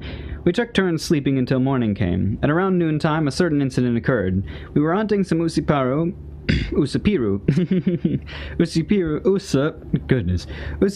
which had appeared before us. Doesn't Usa might actually mean rabbit. Whatever. The bladed knife in Raptalia's hands suddenly, no, not suddenly, had snapped off completely. Pokin. I guess, whatever. Show it to me. It couldn't be helped. The knife had done its job and broke only after killing the last Usapiru, which had been gnawing at my arm. I'm sorry. Nothing lasts for an eternity, so it was inevitable that this knife to break. It was a cheap knife, not to mention it had never been polished. We'll stop here for now and before returning to town. Hi. The bag that Reptalia carried was splendidly stuffed full of loot. On a side note, I've become a level 11, and so has Reptalia. Along the way, we encountered several monsters, but we somehow managed to get by with my spare knife. Later on, we sold off our spoils, including the compound medicine, for a grand total of 70 silver coins. Chatty. I think that's the coins jingling. Yeah. I wonder which one we should get. You mean a knife? Reptalia murmured while eating her lunch inside a street stall. We should be able to cover our living expenses by camping outdoors, and there wouldn't be a problem with food if we skinned the Usapiru for their meat. I stopped thinking about that for now. Since I don't have a favorite store or know any other good places to shop, I at least wanted to know more about the details of our purchased equipment. Well, guess we should go to the weapons shop. I heard a grumbling noise coming from behind me. My tummy's empty. Didn't you just eat a moment ago? Is it a growth spurt? Just how many times a day are you planning to eat? Right. Engel's coefficient would skyrocket with her in the equation. We need to start hunting again as soon as possible. At this rate, our food expenses alone will bring us to ruin. And that's what happened, Oyaji. I'd like some weapons and protective gear within the range of 65 silver coins, plus a cheap knife. For some reason, Oyaji groaned with his palm on his head. Well, it's none of my business, but please properly maintain your equipment at least. Sorry about that. I thought the blood-clean clothing would take care of everything, so I didn't plan for it beforehand. Right, the balloon, mush, and eggy were creatures made from inorganic substances after all, and the bodily fluids of the eggy could definitely be wiped off without much effort. However, the blood of the Usapiru stained the weapon. Not only that, but the blade seemed to deteriorate even faster because of the improper care. Also, eggs and mushrooms are organic, but whatever. But I'm amazed that this girl's complexion is so much better after just 3 days. And haven't you gotten quite plump now? Reptalia nodded at him with a proficient smile. Just what was Oyaji talking about? Oh, that's a fine expression. Alright, let's get down to business. Oyaji, please prioritize the weapon's durability when you show us the wares meant for her. And how about you? I don't need any. You don't want anything? Reptalia looked at me and asked, Does it look like I'll be needing any gear? Up until this point, I had yet to receive a single wound from a monster's attack. Didn't those dipshit heroes once say shields are easy at the beginning but suck towards the endgame? That's why I didn't feel the need to buy myself equipment until we get to the point where I start taking damage. Reptalia groaned, looking unconvinced. Her hands were preciously holding onto the ball which I had bought for her before. Well, I guess this must be karma at work. I'll give you a little something as a bonus. I'll be haggling if the cost is too high. I'm already selling to you at dirt cheap prices here, or else you'll be throwing those balloons around after being pushed too hard, won't you? The merchant incident from before must have started that rumor. Well, it's fine, since the end result will be the same either way. An eye for an eye, that's all I'm doing. Not that it matters to me, but even if I come with a countermeasure, you'll just find another way around it. That'll be just like you, right? You certainly know me well. Anyone can tell with a glance that you, sir, are a shrewd businessman under that guise of a hero. I'll take that as a compliment. Well then. Oyaji rubbed his chin while looking at Reptalia. It looks like this Jo-chan will be assessing herself with a sword rather than a knife. Will it be alright? Seems she's quite enthusiastic about it. A sword proves to be a rather fine weapon for a beginner, no? Oyaji searched through a corner of his shop. Gotcha. So that's it. Will I be using this sword? Looks like it. I'll be tutoring her on how to use one. Then a tanned hide breastplate was brought to us from the back of the store. An iron short sword and a hide breastplate. Although they're a bit old, please bear with it. The size fits you at least. Oyaji handed Reptalia the sword while the breastplate was worn on top of her casual clothes. Again? Duh, she is a demi-human, right? Since she's still a child, this much difficulty should be expected if she keeps leveling up. Wait, what? Is that common sense around here? This world sure worked on weird standards that I couldn't comprehend. A long time ago, I did hear about the tale of Hinda the cow, where she'd die if she wasn't continuously fed. Crow, right. Also kind of a cow. So there is some truth to that story. I guess it can't be helped. Just stay here and listen obediently to the lecture. I'll go buy some food while you practice. Hi! Seeing our conversation, Oyaji bursted out laughing for some reason. Okay, listen up. I'll now teach you about the basics. I left the weapon shop and hurried toward the market. Demi-humans are a truly strange race, using their hunger to compensate for level raising. Although her condition grew favorably and her self-consciousness also gradually became more resilient, but still, the food expenses were no joke.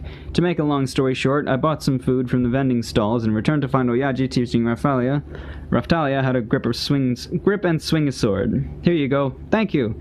She then munched away as Oyaji diligently taught her evasive maneuvers. Even in such a situation, the mood didn't change at all. What about you? I've got those evasive moves memorized. Well, you do seem like the blocking type. It would be rather dangerous for you to gawkingly upset your balance. That marked the end of Oyaji's crash course on sword handling. I then paid the bill. After that, Oyaji passed me a small slab of white stone. What's this? A whetstone. The coating wasn't applied on the weapon this time, so it'll break in no time if you don't regularly maintain it. The shield reacted when I slowly grabbed the whetstone, which is why I ended up absorbing it. Hey! The requirement for shield of whetstone has been unsealed. Oh, this was the first shield that wasn't in English. Well, whatever, it's still a shield. I should absorb more minerals from now on. Ah, I see. This isn't a new branch, but one that combined with the Sky Egg Shield and Usa Meat Shield. Was it because the whetstone was indispensable as a kitchen knife? The huge defensive power of the Egg Shield was quite frightening. It's likely that I would get the Usapiru Shield if I absorbed the whole Usapiru without dismembering it. Shield of Whetstone. Equipment bonus, mineral identification +1, unmastered. Special effect, automatic polishing, 8 hours, high consumption. A special effect? I checked the help confirm button. Special effect, an exclusive effect that will only be usable when equipped with a specific weapon. The effect won't be usable by other weapon if its true power have been unsealed. Therefore, one will need a specific weapon into a slot for the special ability to take effect. So it's something like that? A type of effect that grants immense power like in those OO games. Oh. I quickly changed my shield. Huh? What the heck is that? Shield of Whetstone. It looks like the small shield, but a whole lot bigger. A whole huge shield made of whetstone. But there's a pattern of slots in the top of the shield, which multiple holes varying in shapes and sizes. Some are fat, while others are thin. Hey you! Tell me what's going on. just what did automatic polishing, 8 hours, high consumption mean? Although I'm expected to do what it's advertised. Hey! Huh? What's up, Oyaji? What's on this flat mill remark? What on this flat mill remark is that shield? Don't you know already? It's the legendary shield. Never seen or heard of anything like this. You saw it before, though it was a small shield back then. Huh? The wild mill remark did it turn into whetstone? I guess it's because it absorbed the whetstone. At any rate, Oyaji wouldn't be able to comprehend this situation anytime soon. You must have heard that the legendary weapons hold mysterious powers. This is just one of its powers. You didn't hear this from the other heroes? I hadn't seen them recently. You were the first one to transform your weapon right in front of me. Our natural adversary will be spawning in about 1 week, so shouldn't they be sharing what they know with the others, even if just a little? Seemed those bastards were too selfish to even assist their peers properly. I don't even have an ounce of trust in those type of people either. But then again, it may not be necessary for them since they weren't in the loser category like me. So what are you troubled about? Haha. It seems to have an effective automatic polishing, 8 hours, high consumption, but I don't know if it's really possible to polish without using anything else. I don't know what would be consumed. Oyaji went to grab a rusty sword from within his shop and inserted it inside one of the slots in my shield. I'll give you this trash weapon as a bonus. Use that and see what it does. Oh, you have my thanks. There was an icon which popped up in the corner of my screen. Polishing. There was a lot of pressure. Then I felt a heavy weight on my shoulders. I immediately glanced at the icon and opened to my status. In there, I saw my SP gradually reducing. I previously thought it was something physical would be consumed, but I guess this shield can be used in this way too. Now then, guess we'll be taking our leave. We're going? Stepping out of the weapon shop, I continued to stroke Raftalia's head for a short while. So now, in order for us to raise our level and procure food for the ever-growing Raftalia, I'll need to go on another journey. Alright, Oyaji. Glaring heedlessly at me, Oyaji said with an exasperated tone. You still need something? Do you know about the dungeon that's located near the forest village? I asked while opening up a cheap map and pointing at the spot where that bitch had recommended. I wanted to have another person's reference just in case, though actually trusting them is another matter entirely. The monsters are different from the forest. I hear they're similar to the ones which show up along the village's highway. I see. Guess we'll see for ourselves once we get there. Right now, we have to evolve my shield and earn as much money as possible before the next wave. Yay! So he's got a shield that can fucking polish weapons.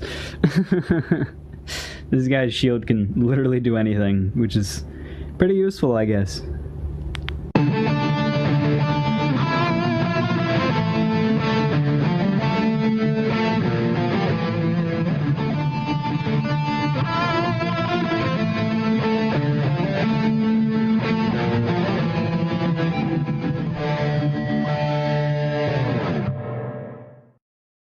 Rising of the Shield Hero, Volume 1, Chapter 16, Preparations for the Wave. Requirement for Rope Shield has been released. Requirement for PQ Shield has been released. Requirement for Wood Shield has been released. Requirement for Rock Shield has been released. Requirement for Butterfly Shield has been released. Requirement for Pipe Shield has been released, etc. Getting Kumo flashbacks. Rope Shield, Equipment Bonus, Skill Airstrike Shield, Unmastered. PQ Shield. Equipment Bonus, Beginner's Rank Weapon Repair Techniques 1, Unmastered. Wood Shield, Equipment Bonus, Lumbering Techniques 1, Unmastered. Butterfly Shield, Equipment Bonus, Paralysis Resistance Small, Unmastered. Pipe Shield, Equipment Bonus, Skill Shield Prison, Unmastered, etc. It had been 8 days since then. After parting with Oyaji, we journeyed to the new village. This village's name was Ryudo. Seemed like a good operational base for the adventurers. But since there was only one inn, the fee was 1 silver coin for a single night. The traveling merchant dropped by this place only once every 2 days. Since there was no pharmacy store, I had to sell cheaper medicine directly to the villagers in order to compete with the imported remedies from the castle town. To compensate for this, the medicine I sold was subpar from its usual quality. By the way, my notoriety had spread quite far. When I first arrived, I had to punish quite a few morons with my infamous balloon release, and that's the gist of it. Thanks to the monsters around town, the medicinal herbs, and the lumbers, I was able to absorb them all and create multiple shields. I also learned a lot of new skills and techniques. There was also various stat increases, but I won't go into that since it's such a hassle. Wait! Reptilia began chasing the porcupine-like monster who, upon realizing its disadvantage, fled the battle. Reptilia's head... Did I say Reptilia? Whatever. I think I said Reptilia before. Reptilia's level... I said head instead of level. Reptilia's level had raised considerably. I was now at level 20 when she was at level 25. Her growth was surprisingly fast. By the way, I was still fighting in my ordinary clothes. And since I had yet to take any damage, not to mention all the monster attacks seemed weak and feeble up until now, this incident became a real head-scratcher when I thought about it. Yet it served as a painful experience for me. Overestimating my defense, I went into battle with a weak shield, and it hurt like hell when I had taken a hit. Astonishingly, I had received some small scratches from this porcupine's ambush attack. Ash, that hurt quite a bit. It's been a while since I last felt like this. I promptly smeared the wound with a heal pill to prevent the bleeding. The needle sure stung when I got hit, naturally. I've already forgotten about these sort of sensations ever since coming to this world and receiving the shield's protection. Like I said before, it hurts, right? Now Fumi-sama should just give in and buy some equipment already. Nope. It was only because I was using a weak shield. Since when did Raftalia start calling me Naofumi-sama instead of Goshujin-sama? Well, whatever. It wasn't a big deal. It had a nice ring to it. Anyways, my shield could cover up my whole body, so it wouldn't take much sense to also wear individual pieces of protective gear. Just in case, I had always defended with the sturdiest part of my shield, and I hadn't received a single injury up until now. So this is my very first time experiencing damage. That's all there is to it. I watched the whetstone shield auto-polishing at work. It really was quite a convenient shield, the one I always used. The polishing time period was 8 hours. There'll be no effect if I pulled any weapons out beforehand. The only drawback was that while it was in use, my SP won't recover since I'll be continuously drained. Speaking of which, I guess I should try utilizing the other abilities in my skill set. Airstrike Shield! It's the first skill which I learned. It summons a shield within a range of about 5 meters, but it served no purpose if I was alone. It felt like everyone was forced into having a specialized role. I focused my mind, imagining the desired location to call forth my airstrike shield. This mysterious ward which will vanish once its duration time is over.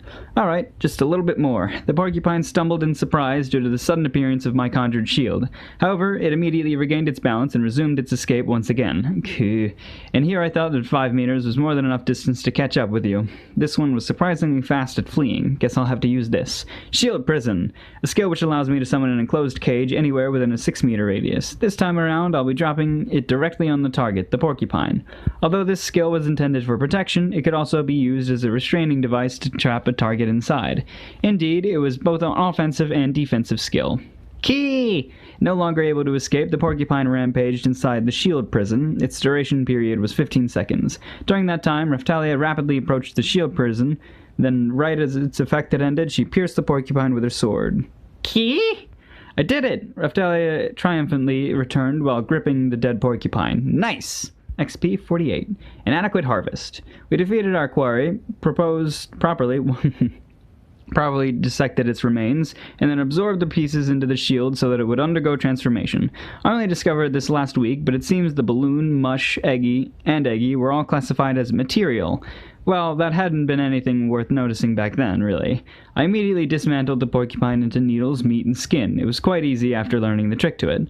All of them were precious materials and that must be handled with care. I absorbed the leftovers into the shield. The bones belonged to the bone category, which required several other bones from different monsters, while the skin belonged to the pelt category and granted some additional stats through equipment bonuses.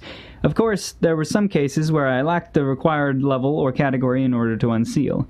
The meat belonged to the cuisine category, a topic which certainly caught my attention. I'm looking forward to what the needles will do. They are a porcupine's trademark, after all. Requirement for animal needle shield has been unsealed. So it's a shield made out of an animal's spikes, a needle shield. I'm excited to see what the unsealed effect will be. Animal needle shield. Equipment bonus, offensive power +1, unmastered. Special effect, shield of needles small. Hell yeah, an increase of my offensive power! Yeah, I know, it's only a measly increase of +1. Although I didn't know what special effects Shield of Needles Small could actually do, I was able to acquire an offensive shield, which is far more important. This is just the beginning. From now on, I'll be able to attack too if I keep absorbing items which are connected with the shield type category. The defensive force was slightly lower than the others belonging to the mineral category, but that should be alright. How did it go? It seems that this shield will increase my attack power. So you finally got it. Good for you. But how about its defensive force? Raphtalia pointed at my wound with a dubious look. It's so-so, I guess. Is that so? I wanted to ask if my sword could be polished, but got it. Let's end our hunt and return to the forest for now. Hi! I equipped the whetstone shield and inserted Raphtalia's sword into one of its slots, currently polishing.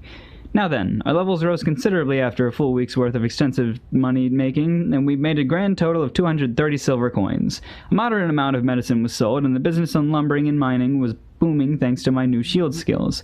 There was a shallow cause for concern, however, as it seemed my online gaming tendencies were having an effort on how I had been acting. Well, back then, I was too preoccupied with deciding the best possible method in order to earn a decent living, and I didn't waste time on pointless actions which didn't strengthen me either. So I couldn't be helped, since this was what I needed to do in order to survive. Well then, we should return soon and upgrade your gear, Raphtalia. Naofumi-sama? Huh? For some reason, Raphtalia was softly smiling at me. Yet I couldn't help but feel a strange, spine-freezing chill at the mere sight of her. Although I very much welcome the idea of buying new equipment, but can you please pay a little more attention to yourself and how you're dressed? Do I look weird or something? Except for that shield, you look like a common villager. Well, it wasn't really necessary, but I guess a small change in my attire should be alright.